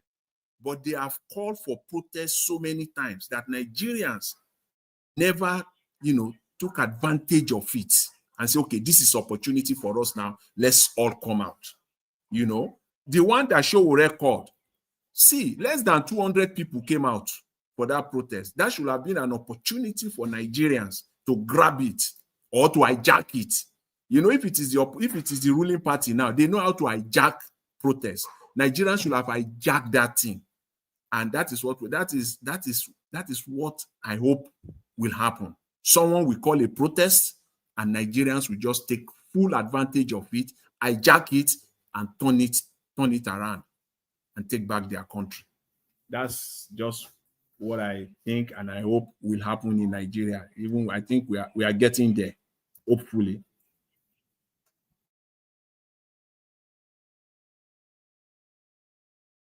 All right, thank you, Mr. Jonathan. Okay, let's hear from Abdul Malik. Abdul Malik, it's good to hear from you. It's been a while. Good evening to you, sir. Talk to us. Yeah, good evening, Mr. Niger Watch. Yes, sir. Good evening, everyone in the panel. Good evening, Nigeria. I always listen to you, but I don't have time. That's why I did not come in. Yeah, you see, this Wike is like he went to invade the national PDP office in Abuja. If you take a look, Wike is not the one that is the one in the front, right? But he's not the one that doing it. There is somebody behind there that is instructing Wike to do whatever he's doing. Because I see no reason why a minister, when your other citizen will look onto, you went to evade somewhere with talks. Even if you take a look, there is nothing that will do this man. You see, it's not the one that do it, but you know it's in the front, right? We know it's the one that is in front, but there is somebody somewhere that is instructing you to do whatever he's doing. Yes, that is what I see. Because you don't have that right, you don't have the right, you don't have the power, you don't have authority. They don't have it. They have expelled you from the party, right? Okay. Okay, how do you have the audacity or the impetus to go and invade somewhere that you are being expelled from the place? It's not normal, it's not right. According to the chairman, what the statement he make is true.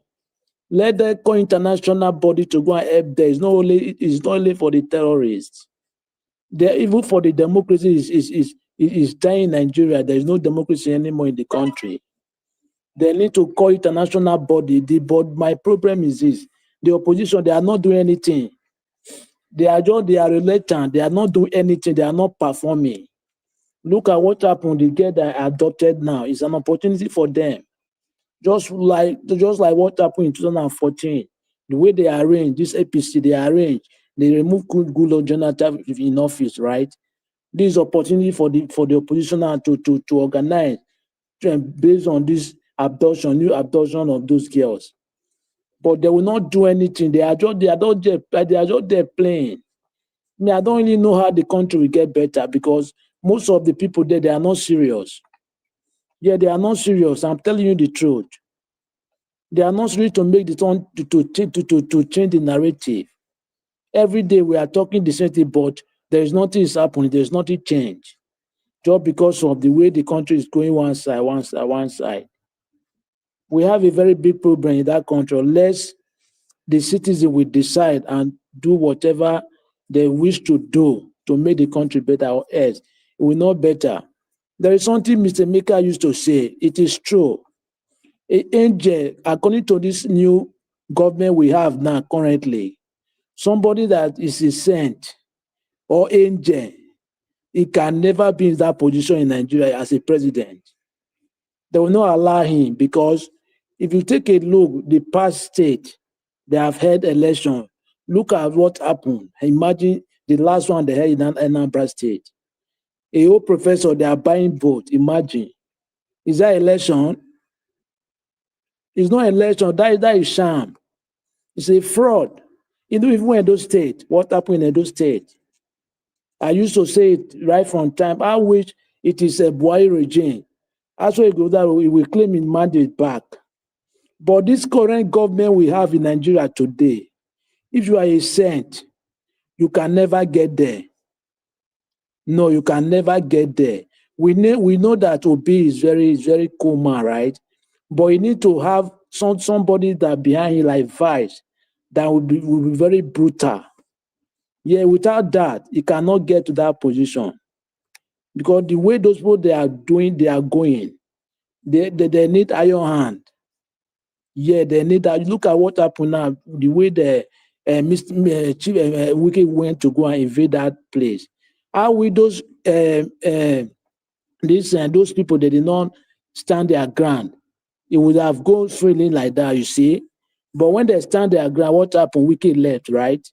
That is what they need. They need something like that. They need something like that because they are human being like you. They are just feel like they're in position. No. Yeah, they are human being like you. They don't have two heads. They need iron hand. Without that, there is nothing will change. I come to this BDM. What they did is very wrong. It's not even good to fight at all because there is where you reach in life.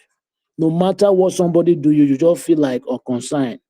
But somehow, some people, they talk They insult people anyhow, which is you know that you don't have power, but you make mouth. That is the worst part of faith. If you know that you don't have power, don't make mouth. But it's not good to fight, really. It's very bad because you may cause another test, especially on air. How can you go and fight on air? They should have not do that. It's very wrong. It's very wrong. Just because of look at the two we have experienced two occasions like that, right? Adam Shumori and the other one that used to want to hold the plane. What is the name? With that Washu, right? But they did not do anything. That is the reason why the third one repeat itself. Before you know, the fourth one will repeat itself. When they pull law, when they implement the law, they will not enforce the law. They will not make the law work. That is where we are today. Everybody feel like when you have somebody on top, anything you do, you can go get out of it. Nobody will do anything. How can the country move forward? There is something you say, Mr. Jonathan. You know why? I would disagree with you. One time with what you said.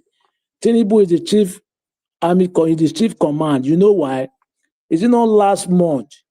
He sacked almost most of the top command, right? He elect another one. If it's not the chief command, you don't have that power to sack them. Yeah, you don't have the power. It's just because it's a part of the system. That's why you cannot do that, and it is a part. They are the same people. Yeah, they are not the one that collaborate to remove Goodluck Jonathan. Yes, that is the reason why I cannot do anything because it's a part of them too. How can you tell me? They have named those people that they are sponsoring Boko Haram. That is the problem. Why can't you publish this name so that all the world will know the sponsoring? But you can't do it. Why? How? What is holding you if you are not among of those people? Yeah, it's among of them. That's why you cannot do anything. Thank you very much, Mr. Nigeria Watch.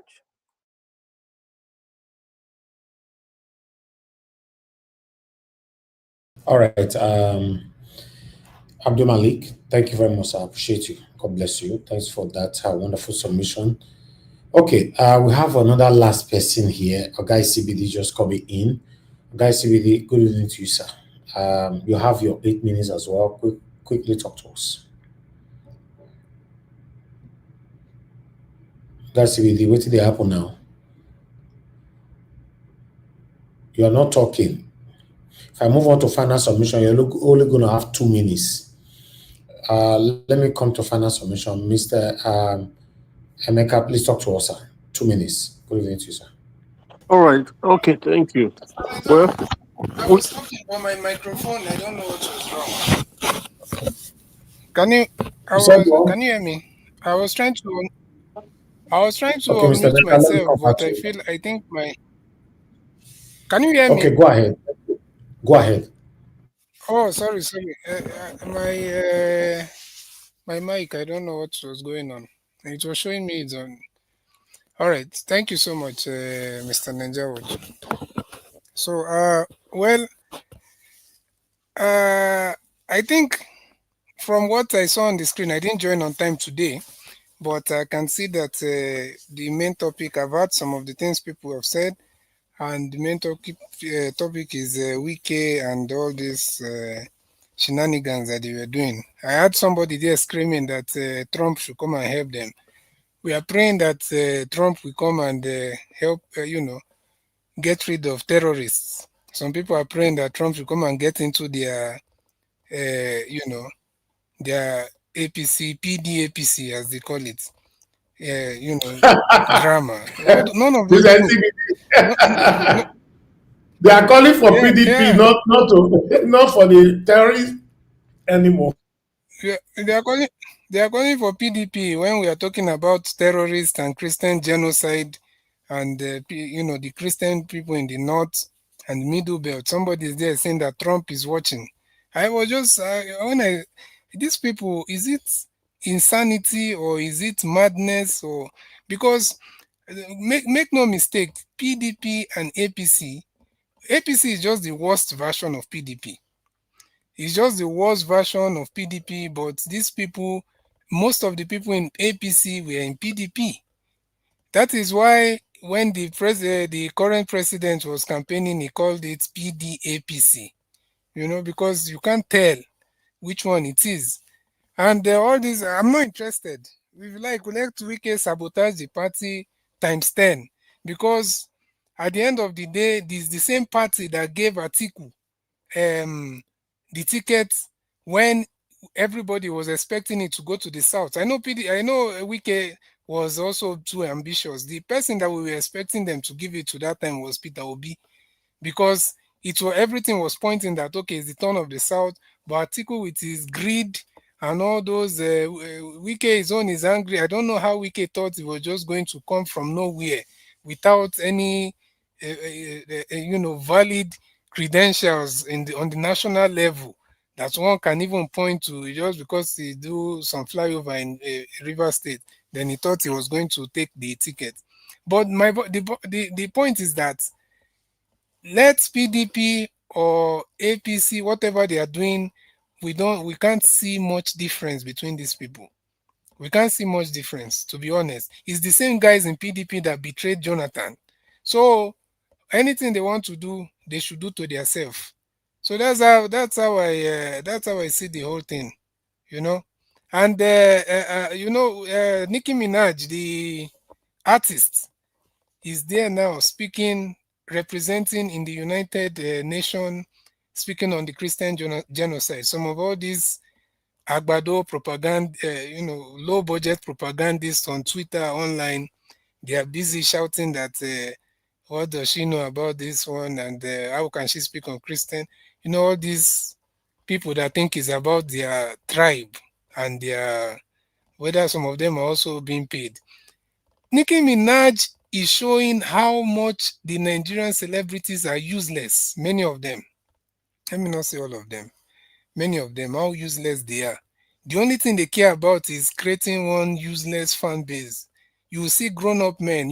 The degeneracy of this psychophancy in the Nigerian system is what will make many of our young people not to demand for their right. Not only Gen Zs, including, you'll be surprised that a grown-up man at 35 will be there calling himself, what do they call whiskey the fans? Is it FC or something? You will see a grown-up man at 35 who say it's 30 BG. I don't know the one for Burna Boy. But these are people that are grown-ups. But that sycophant, degenerate culture that has permeated through the Nigerian space, where everybody is trying to bow down and shout for just for what, I don't know. Even the people that don't know them, even people that is not giving them anything, they are still part of that. They are still part of that psychophancy. It will not make these people to come out. None of these so-called celebrities is able to, can come out now and speak boldly. The way Nicki Minaj in America is coming out to speak on social media, putting herself in the line, because those leftists, what do they call them? Those far left, or they are called, is it the radical left or far left influencers? All those people, they have like some kind of alliance with anything that is against Christianity, because they also hate Christians. So anything that is against, because they feel like Christianity is white people, they are the conservatives or whatever. So anything against Christianity, they support. So those people can never speak for the Christians in Nigeria. That is why for many years that this thing has been going on, you never saw it in the Western left-leaning mainstream media. All this CNN, what's it called? BBC, Al Jazeera, that one they are all propaganda machines, but Al Jazeera, their own is totally shameless, because the only thing those ones know how to promote is anything that puts the Arab or Islamic supremacy ideology. That's what they are pushing. So they can never speak. They are the first people to come out and say that, no, Trump, you saw that their post. No, Trump, there is no Christian genocide in Nigeria. They went and interviewed some northern clerics, and they used that and put on their channel that there's no Christian genocide. So Nicki Minaj, that has been in the entertainment system, that has more fame, money, everything, influence than all these Burna Boy, all these people that you want to mention. She's there putting herself on the line. These people cannot talk. The thing that they want, I won't say all of them, the thing that they want is people, all these grown-up men and women to be fighting for themselves for them online. This one say FC, the other say is 30 BG. The other one, what's the name of that one? It came out yesterday. Is it the other day? Olamide. He say that the greatest of all time is Whiskey. Just rubbish. All total rubbish. That is what they are pushing online. Degeneracy for the youths to be engaging on. And the youth cannot think of any other thing. They can't think of how they will, of how they will make any meaningful contribution to the society. It's just to be looking for. So it's a shame. It's a shame. And we are talking about if we don't start now to try to re-educate our young people for them to stop this sycophant, degenerate culture that some people are calling respect. From respect, it has turned to sycophancy. That's why somebody with all the good things that VDM has done, which we must acknowledge. We can't be, no matter how you're angry, no matter how somebody is coming short of what you know them for, you have to still recognize what they've done. That is good. VDM has contributed positively to the society. But when he's not doing things right, you can't be a sycophant and not call him out. Somebody say, oh, Presido, hey, you punch him, you beat him. That's rubbish. You can't go and fight. If can he do something like that in the West, like maybe United States or something? Your muscle, even if you are a giant, it's in fact the more giant you are, the more angrier you make people. That you go and approach somebody and you say you must slap me, then what? Even approaching someone is a threat. If somebody see you approaching, they will first, what will happen. So let us start coming out of that mindset of sycophancy and degeneracy. The one that what's the name? What's the name of that pastor from Edo? Johnson Suleiman. The one he was calling honor. Because of I don't know, whether he wants his members to be bound down for him. I don't know. All of a sudden he threw all the South people under the bus, that they don't have respect, that the Yoruba people have respect. It's not a tribal thing, but it is turning into a tribal thing because of he wants that sycophancy. It's so pathetic, So that with that mindset, our young people cannot change, they can't bring significant change, they can't bring significant change. That's the truth. Somebody mentioned Showore. To be honest with you, that's the last thing I will say for now. Showore, I'm telling you, until Showore comes out and admits or apologize for what he did, what he knows, nobody can fool anybody, that he was part and parcel of during the time of Jonathan, whether he intentionally or unintentionally, he was used to bring down Jonathan's government with his Sahara whatever report and all those people when he had Adiola Fayemi, that lady, and all these people, when he was using them, when they were all pushing Buhari, when they were all making, we saw all those things. So nobody should come and tell us, Showore here, even if he call for, you can't. All right, thank you. Yeah? Thank you. Your time is up. Thank you, sir. We ring bell now. I'm not the hear this. Thank you, guys. Thank you. Okay, Mr. Meka, the final submission, sir. All right, thank you. I just want to let those who are listening at home to understand something, that all this news should not be a distraction for them. They should keep their eyes on the ball. The eyes on the ball is the insecurity challenges in the country and what the United States is planning. Every other things are just distraction. Wike fighting Shea Makinde and Bala Mohammed, VDM slapping jollof rice on the plane, Regina Danes and husband doing basbos, they are all distractions from the main news. That is the news that would impact Nigeria. keep your eyes on the ball, get informed, understand what's going on, and continue to mount pressure on the government.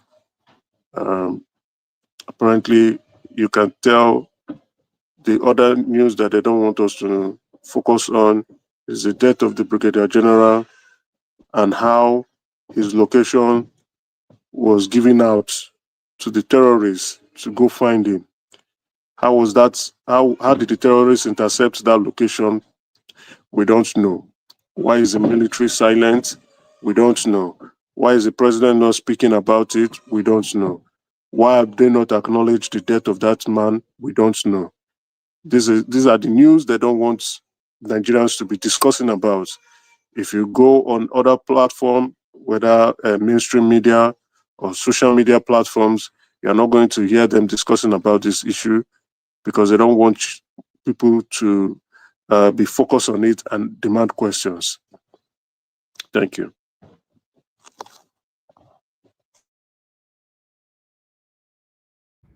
All right, thank you, sir. Mr. Jonathan. Yeah, Mr. Elvis. Thank you. Yeah, let me quickly say this just to round up. I think I listened to Mr. Abdul Malik saying that Tinubu is the commander-in-chief. Well, you can conclude on your own terms like that, but I must tell you, the change of service chiefs, which you use as a parameter to say that Mr. Tinubu is still that those are cosmetic. You see, the change of service chiefs in Nigeria of today does not give Mr. Tinubu that position, that title. He's carrying it on paper, but those are cosmetic changes. If truly he changed those service chiefs, what are you seeing today? What are you actually seeing today? It's not the one that is in control of those service chiefs. He can name them. He can appoint them.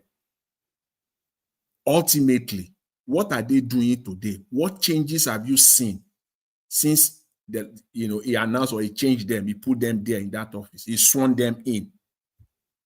Nothing. It is the people that are in charge that are controlling them. It is not Mr. Tinubu. So that makes it just a mere cosmetic change on the face of it. And for Mr. Wike, as I said earlier, that man is a disgrace, completely disgrace. He's not only disgracing himself, he's disgracing Mr. Tinubu's government. He's also disgracing Nigerians. A sitting minister will carry himself with his SUV. Look at the style, the manner at which he arrived there, single-handedly. PDP is a political party, for crying out loud, a national political party with membership cut across the length and breadth of Nigeria. Today, it was only Mr. Wike and his thugs that are there. That man is a disgrace. And see, his case is like this. I would describe him as this. It is a case of a dog that is bent to get lost because he refused to listen to the whistle of the hunter. When a dog refuses to listen to the whistle of the hunter, the end is already known. That dog will get lost. That is the ultimate end of that dog. That is the case of Mr. Wike. He's not listening. And all those people that are telling him, continue dancing, we are watching at your back. We are at your back. By the time Mr. Wike looks back, he will see nobody, and it will be too late for him. It will be him and him alone. He thinks he can take Nigeria. He can hijack Nigeria, hijack the judiciary. Mr. Wike, it's not possible. You should know that.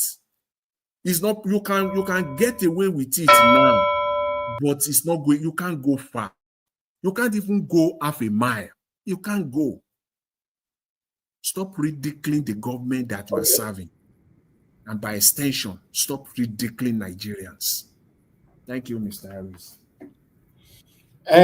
Sometimes, if I have to say this, according to your submission, Mr. Jonathan, don't you think these people they have the belief that whatever they do, there's no consequences. So they do it how they like. They end their tenure and they move on. After all, their predecessors, right from for the past 50 years, they have done it and nothing happens. So there's every possibility that Wike will also get away with everything that he's doing now as usual. Yeah, I'm not saying that in terms of corruption, in terms of stealing the country and making Nigeria dry.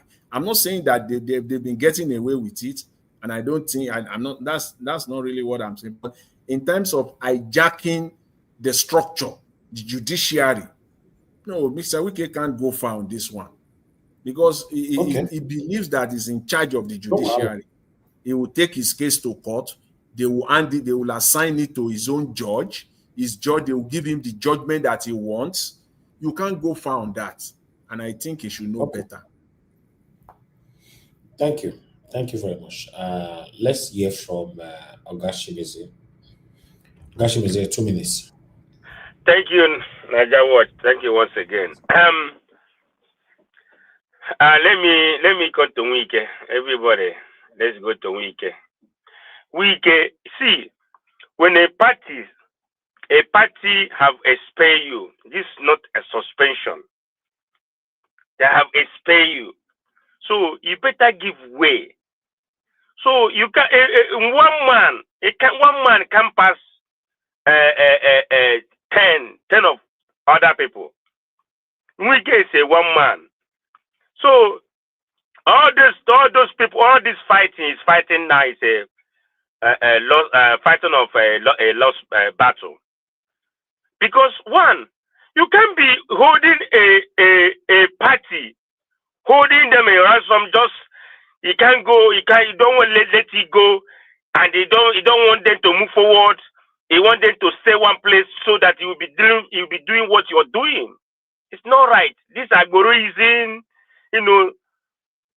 all this algorithm you're doing, it can't take you nowhere. Rather, it will bring you down. It's because of the way Nigeria is. Wike, you have done so many things, so many evil. Even in the River State, the state you governed for 8 years. Can we guys look what you did over there? You came to as a minister in federal territory, capital. Then you started doing your stupid, grabbing land, telling people go to hell. Who are you? Why are you? All those nonsense. You're supposed to be a set man. You don't supposed to be doing all what you're doing, carrying talks up and down. Does it make sense or does it take you anywhere? Look at the way you're clearing road for you as a president. Come on, man. This power talks, power is pushing this man too much. As he is a governor. As he's a governor of a president of Nigeria. Come on.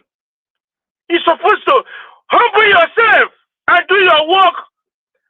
Next another person, maybe next 2 years now or 2027, another person will be there. And we are to be found. I don't know today if you come out as a president, anyone that gonna give you a vote, that person will be stupid. Because after somebody that our oppressor, you will be clapping for your oppressor. Nigeria don't know the oppressor. That's why all today what happened in Nigeria is still going on. Thank you, Nigeria Watch.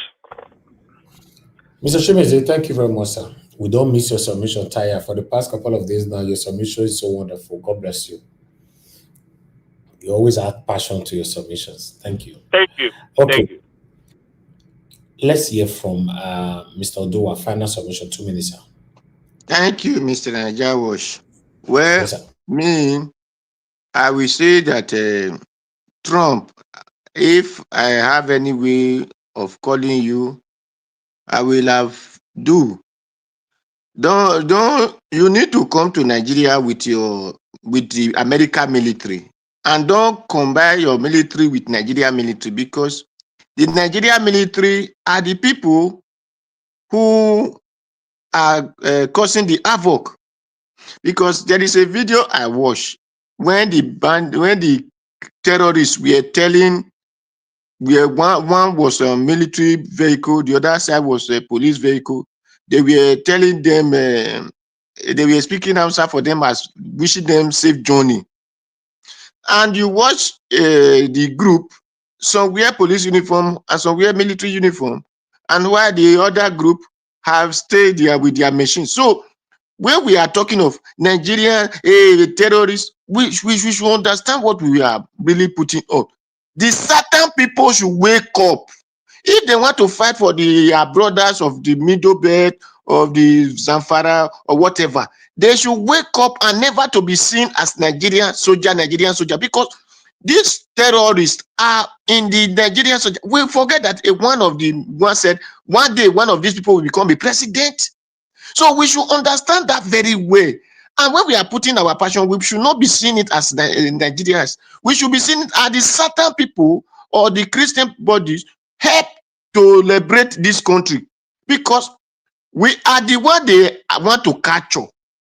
The note is them. So they want to capture the sun. So when we are still shouting Nigeria, Nigeria, you are calling a person that want to capture you. What are you telling him to help to do for you? So the only thing is, the certain people should wake up from their sleep and their slumber and the middle bed to join hands together and fight their common enemy, which will involve some of these terrorists of police, some soldiers and whatever. If it was such, they killed that soldier man, then everywhere will have been on fire since whatever the day they do it. But you did not hear from the government thing now. So is it not the same Tinubu time they went and bomb, the soldier went and be destroying really? But they did not even kill soldier. But now they have killed soldier. They say they are fighting war. Or the lawmaker are going to say they are making peace deal with terrorists.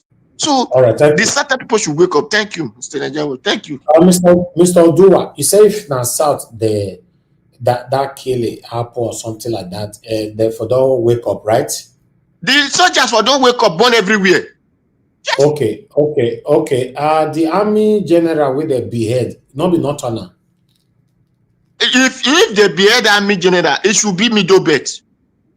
No, not turner. No, so for me, no. When we are saying not turner, sir, this is where we are getting it. No, this is where we are getting it wrong. This is where we are getting it wrong. When we are saying Kogi, Benue, Zamfara, so those so-called circle before Abuja, when we are calling them note, no. We should understand that the people that are really know, those are where this Fulani, those Sokoto, before Kebbi and where you go to Niger. You talk about South, that's why I came to that. This man on the... So they are capturing, they have captured Kogi, and I said they captured Kogi, they are no emir. Mr. Odua, please. Sir? You just talk it up. Hold on, please. This man, so please, can people educate me? Where is he from? I want to know where he's from. Because they behead him, they buy him. Where is he from? Can anybody answer me on the panel? His name is there now. His name is there now. If his name is there, tell us where he's from now. Can the name tell us where he's from? No. Okay. We will check the history and know where but I know that soldiers like that that want to serious and do those work will have to come from middle belt. But all of them bear the same name, but they should be middle belt circle. So we will do that. Thank you, Mr. Najawo. Thank you. Okay. Anyway, now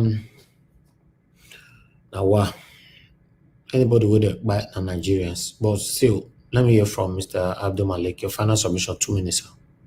Yeah, good evening once again, Mr. Elvis.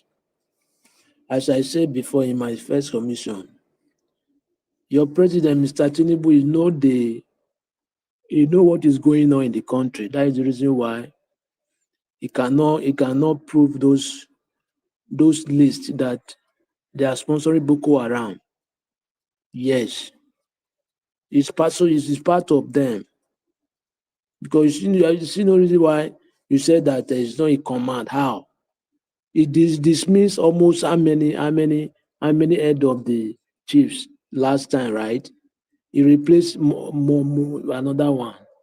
Okay, why can't they bring those lists so that they will know the sponsoring?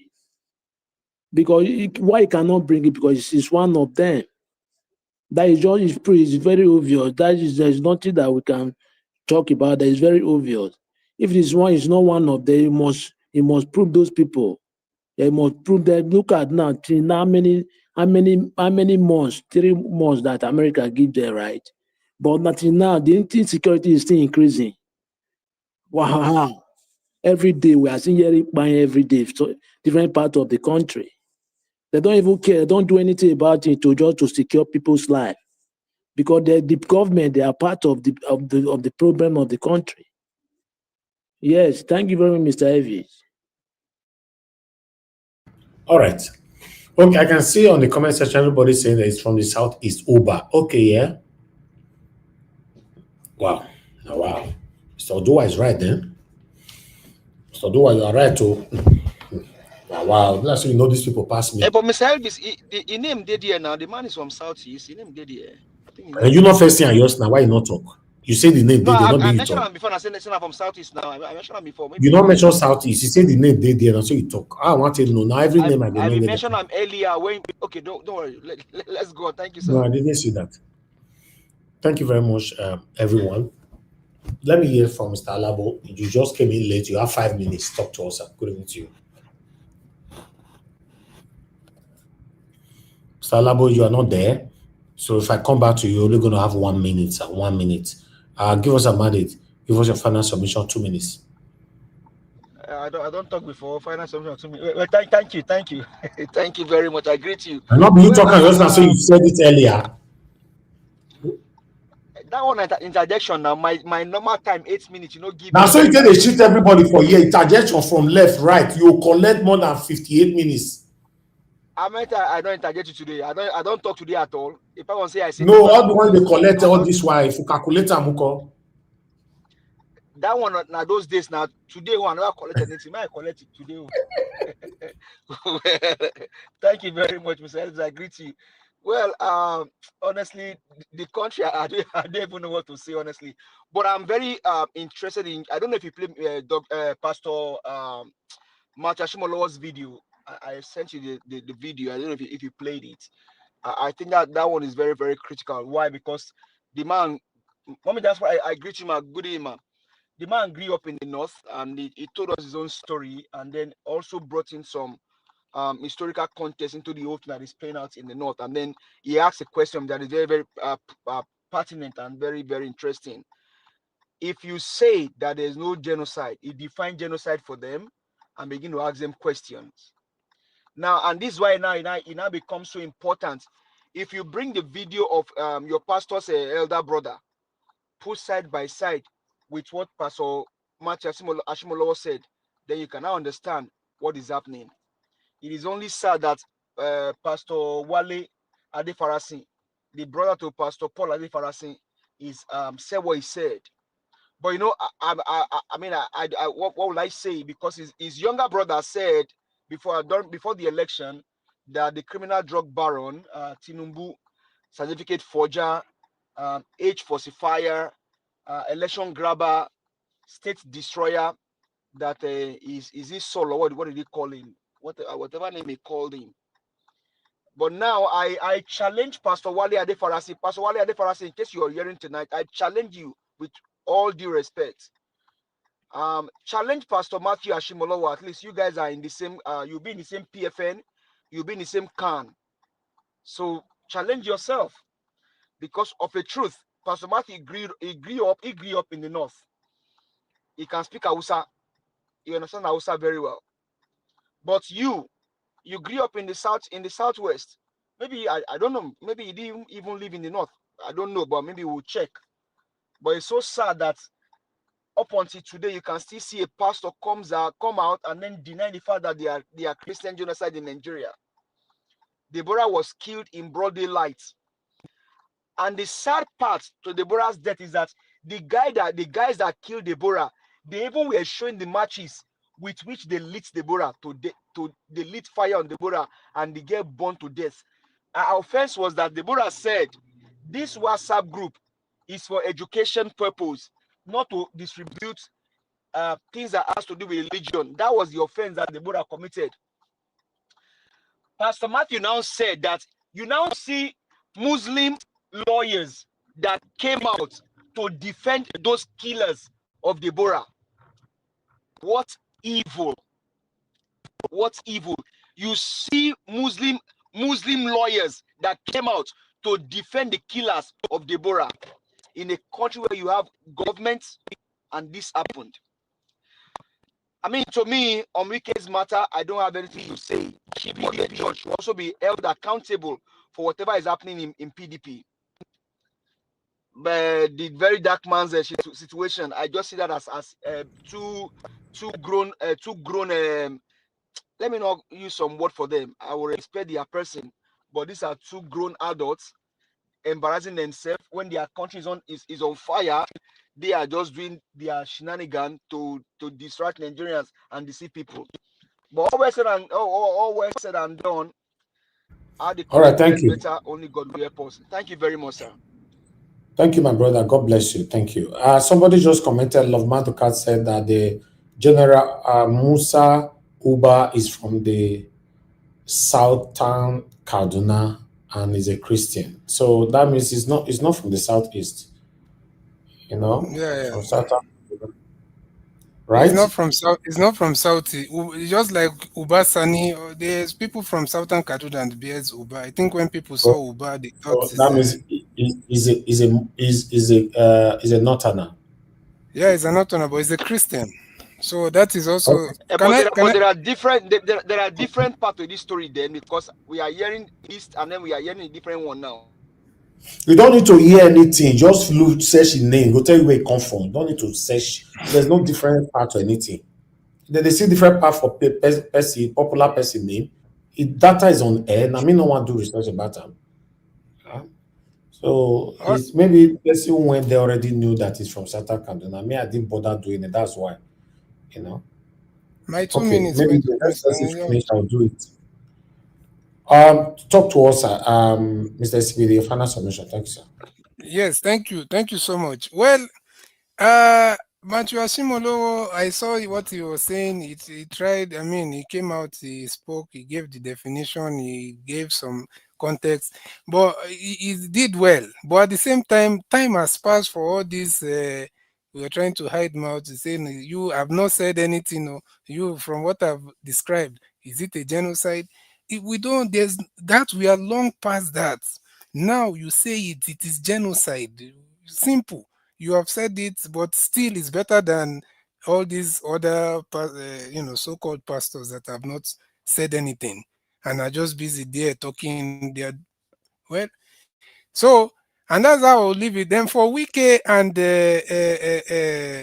PDP, Wike, like I said, whatever is going on in the country is not a normal thing. Somebody, they have you have followed a ruling party. You said that is the party that you want. You're aligned to them, everything, and you're still fighting to be in another one. So it doesn't make sense. At some point now, somebody is now like looking at himself as someone that is, bigger than every other person. It doesn't make any sense in a normal country. You know, all these things that, aside from Wiki now, all these things that we've been saying, I'm glad that somebody like, what's the name, Go On is still alive.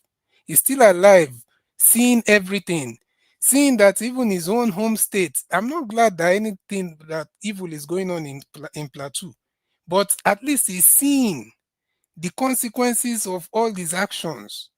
And whether for whatever reason, sometimes I ask myself, is it that maybe it is the fear? Maybe I wanted to give him the benefit of a doubt that maybe those days he's afraid that if Nigeria separates, they will be totally consumed up there in the middle belt.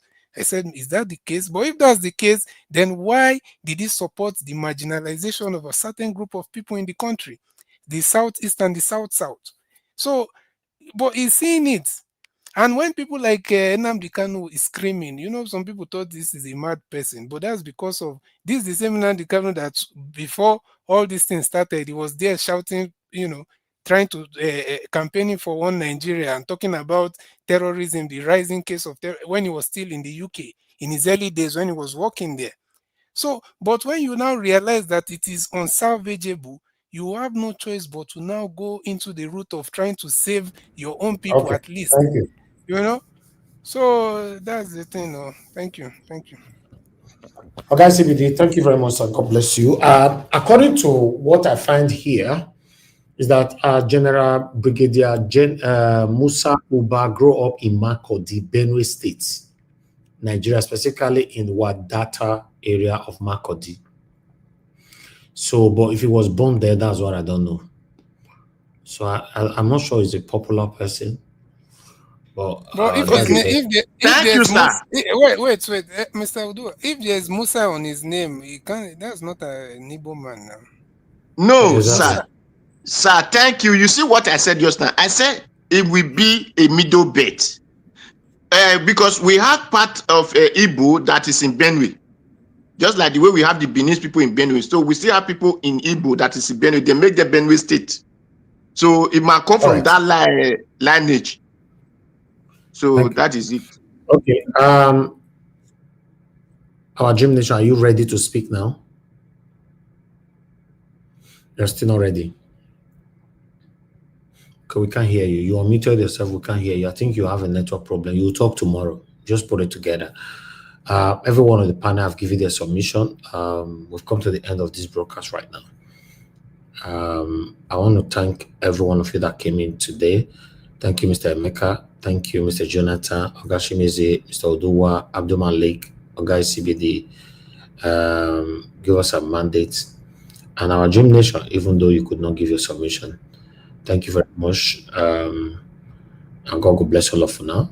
Yes, it's been a long day. Unfortunately, the way the whole thing is going on in Nigeria, it looks like we are captured and there's no way out. To be honest, let's be honest to ourselves. There's no way out.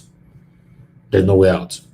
I'm in Nigeria. No Nigerians is complaining outside. Everybody's complaining inside their room, their toilet, their bed, their bathroom, their living room, inside their cars, inside their kitchen. Immediately you just knock on their door, they'll change their topic. So you cannot have a better Nigeria like that. I've never seen anyone that can actually meet me if you are not my friend to discuss what is happening in Nigeria, or maybe you're in a public space, you see people complaining. Never. So we're coming out of this anytime soon. I don't see it and I cannot foresee it. Except we have international body coming in to rescue us, like we are calling, or like Donald Trump has said. But for me, even the Donald Trump and all that, none of them looks like anything that is going to happen. Just imagine, since Donald Trump mentioned that he's coming and all that, declared Nigeria a country of particular concern, these terrorists started killing and beheading more people, kidnapping children and all that. So that means they are telling him, we dare you to come, right?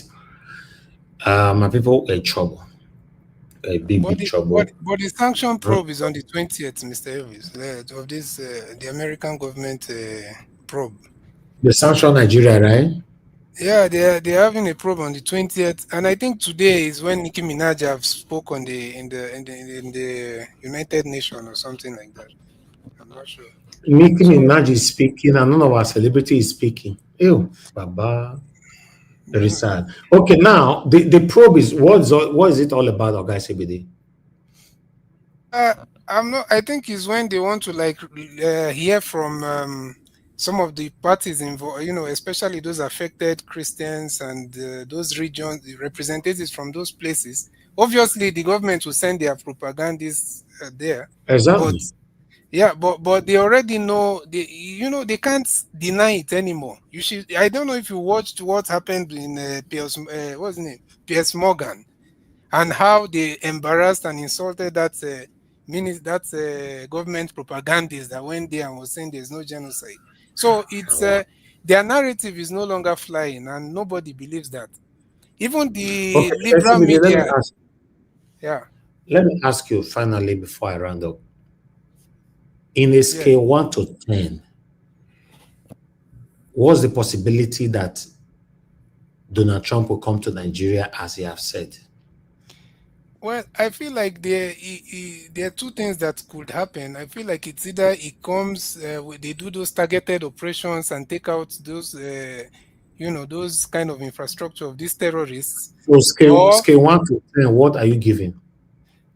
I will give like a 7, to be honest, because I feel like it's something they've already decided on, and they are going to be there's going to be like very strong sanctions to not just the government but by targeted politicians in Nigeria. Mr. Najawash, before you close, I will say something. If for Donald Trump to come easily, it depends on Nigerians. Because the cry of Nigeria that day was what got there. This thing has happened now. Nigeria is supposed to be crying more, especially as they do this kidnap. Every state is supposed to go on with protests. Then that will energize them to come quick and easily. But as everybody's silent now, that shows that nothing is happening in this country. The moment they kidnap those students, whether yesterday or day before yesterday, however, the entire country by now will have been on protest. Nobody's talking. They are shaking bomb on TikTok as you are talking now. They're shaking. 25. My brother, we are making change with the creator. So what do you think? They won't come out. You know, all of them enter content creator. 25 school children are missing. Our people are there fighting over whiskey and other people and VDM and all that. So what are we going to do? You know? All right, thank you, everyone. Thank you, Mr. Paul. You just coming in without close. I'll give you just 3 minutes. Talk to us quickly. Yeah, thank you. 3 minutes will be enough. I just wanted to say something on what Mr. Smith did when you asked him about what the US is doing. So on Thursday, the Congress Committee on Foreign Affairs, its subcommittee on Africa, they are meeting. They are doing public hearing to hear from people, and all these agencies have been giving them all this report, including some US officials who have information in Nigeria. So, and that Catholic Bishop of Makodi, who was at the Congress sometime, I think early this year, he's going to speak on that in that hearing. So already all these latest developments since Trump made this his threat to attack those criminals, all this latest development, this kidnapping and all that of these kids and of these school children and all that, they have all this information. Then that Reverend Ezekiel Dashamo from Plateau State, I think the man may speak too if they connect him from Nigeria. So all this after this speech, when Trump made that comment, he mentioned 2 Congress members who he said should give him some more information. That's the way he put it. So those men will be on that committee, and when they gather this information, they will pass it to them. They are getting somewhere, but I don't know whether he's going to carry out an attack or not. But America, the way they do their things, when they want to strike, they will not let anybody know. They will just do it in their usual way. So we don't know yet, but whether they are aware of what is going on, they are aware. And they know that our government is completely irresponsible and they're not willing to stop this madness. So just 2 days ago or yesterday, they are busy welcoming the campees from PDP to APC. And you saw what Wike did today. So the country is collapsing. To be frank with you, Mr. Najawash and my fellow panelists, it's a problem. Let's just pray that somehow God will use the right people to intervene. And for the sake of the suffering people of Nigeria, they should restore peace. These people in power, they don't mean well for us. Thank you. We have clueless, wicked people in power. All right. Very clueless. Very clueless. It's very, very sad. Me, I've lost hope. I'm telling you guys, I just lost hope. Sometimes when I speak like this, someone will say, no, don't talk like that. I say, I don't be human being. I see that part of the comment section say, I want it now. Yes, now. My brother, you know what they have for this country? I want to make Donald Trump come today, if they are coming. Yes, Nigeria, let me add this. Sorry, please. Let me just add this. If this government is not in collude with these terrorists, that capture of those BS will have made the army to just move into that Kebbi. Army has permission survey. They'll move in there. They know where these people are and start from there. Let that be the ginger for them to move in there and start dealing with this. But they will not do that. because they are all in collude. My brother, We have you we didn't have we have infiltrators. We have infiltrators in the army. These people you have didn't their members in the army. Sorry, you this didn't man that this brigadier general, they said that it is very clear that they have people who are giving them information. They attacked them. They ambushed them. That attack was an ambush. Yes, you didn't hear All right. that they were in the school, security forces were there and were even taking pictures with the students and left 30 minutes before those guys came. So You can imagine. what are we talking about? It's all a collusion. It's all a True. collusion. This That's why the yes, problem is not that they can't defeat these people. The problem is yes, that it's an intentional thing that is happening. So that's exactly. why This we people, cannot count on you know. these people are right. APC must go. That's the only way to have our sanity back in Nigeria. This APC they must go. They came with a real Islamist agenda. Nobody can tell me otherwise. Forget our Christian brothers who are their members. These people are they are just their servants. The main people that are running this country, they are Islamists. When you hear go and read what Islamists do in other countries, they want to take control and run the country the way they want. Different rebel groups everywhere now in the country. Different terrorist group with different names. Mahmouda, this Different one, that one. terrorist group. You are right. Different terrorist group. It's very sad. Very, very sad. Now, wow. And the funny part now is that more Nigerians are not talking. I'm not even talking about Nigerians on ground now. Even online, they are not talking. It's because You can imagine now. Like this, and they say, everything is centered around Lagos and Abuja. You know, they are waiting You for it know, to happen in Lagos and Nigerian Abuja. Watch, Nigerian Watch, I've not spoken about Tinubu for a long time. If you know this Tinubu very well, Tinubu is a bigot. He has a way of dividing people. He will use money. Those people you think that may even speak. That is why you are shocked that people like Wole Soyinka are not talking. Pastor Debo, they're not. He has used money to close their mouth that they will not speak and they see what is going on. So that is his style. That is the style he used in running Lagos for 8 years. When he left, he continued that way. He will divide people with money and order. Nobody will talk. You can imagine Nicki Minaj. Nicki Minaj, the woman who is so wealthy, a singer, a hip hop artist who's supposed to be enjoying herself. She's now concerned about Nigeria. Maybe she has seen pictures and she has had people who have been telling her and say she wants to use her own popularity to speak now. She went to the UN today. I've not read that. I've seen where she was on the UN. She was speaking, but I've not played it yet. So later I will play it. She spoke today at the UN to address this issue of Christian killing, not just in Nigeria, maybe other places as well. But our own celebrities, some of them will not talk because some of them are being patronized by government. They are getting patronage from government, from these government officials. Our country is going, it's really going. To be frank with you, all we are seeing is subterfuge. It's just fake. All that we see in the country is just fake. The country is collapsing. People are really Okay. suffering in the village areas. Some villages in Nigeria, particularly in that our northern part, have been taken over by these people. They have taken it over completely. The people are even serving them, paying tax to them, cropping for them, farming for them. And yet we still have a government. all right. Thank you. Thank you, Mr. Paul. I appreciate you all for coming in to put your voice to this. Let's continue to do what we can. I wish we have more people dedicating themselves to talk about what is affecting us. It's terrible. It's really terrible because these people they are beheading or buying or whatever are not from your family. Some of us can just easily move on and see it as a normal thing. I appreciate you all, my people. Thank you very much, everyone that came into the panel today.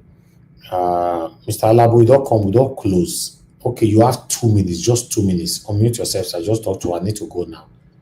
Good evening to you Thank once you, again. Mr. Niger Watch. Thank you. Yes, Good sir. evening, sir. No, network really worried me because they road the drive. That was well. Good evening, everyone.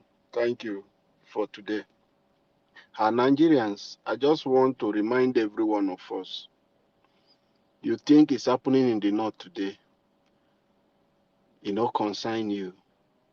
It's so sad. I look at what is happening in Nigeria. And everyone, go to Facebook, go to TikTok, go to all the social media where you see Nigeria, even in the WhatsApp group. It's about blow, things that will not add any value to the country. Imagine a country where they picked, that is the figure they gave us. In the north, most of those students don't even have parents. Their parents might be in Kafanchan. They are there going to school. So people don't even have the number. They are telling you 24, but it's more than that. We know our country. They pick somebody because it's not in Lagos. It is not in Port Harcourt. It's not happening in Ibadan. Everybody are moving on. Now, Juju, they take to Nigeria. Me, I don't understand if they are ruling us with spiritual forces. Everyone are just moving on. A whole general is being taken out, and they do it publicly. Our government try to hide it, but because the video and the picture circulating, up till now, as I'm talking to you, there is no any proper official message from Tinubu. What is happening? Do you know in US, terrorists will pick a general, ambush a general and take, and everywhere is quiet. They will pick, as they give us the number of 24 students, Harbour Nigerians. Who do us this one now? Don't say you no concern you, he go reach your door. And when he reach your door, you will cry out and you will not find anybody. Don't speak. Because it has become a culture. It's happening in Sokoto. That is why today, all the buying that is going, the Christian genocide that the northern and are suffering, the middle belt are going through, and people in Connaught, when we're talking about Castina, what Christians are going through, you will see somebody who is enjoying his a SC church in Lagos, and all of them that they have not seen anything will come and be telling people that there is nothing like genocide, that is our resources that US are coming for. Do you know how many resources that US is taking from Nigeria as we are speaking?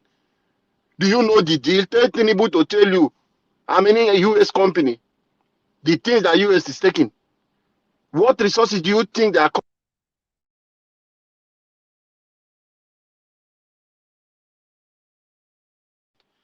I just want.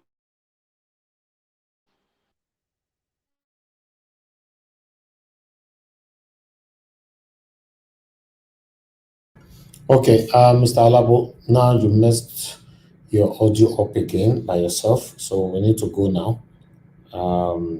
Thank you very much, everybody. Now God bless you now. We've come to the end of this broadcast. Please press on the like, help us to share for those of you listening to us. And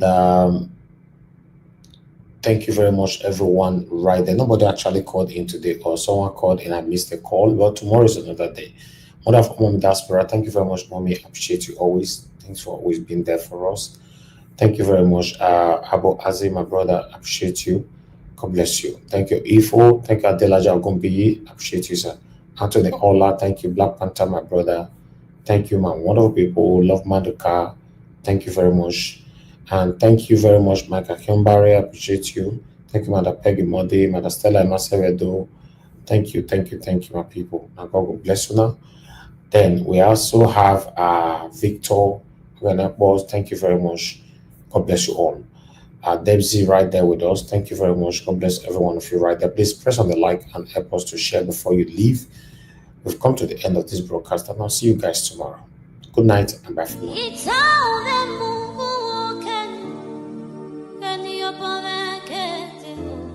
That's right.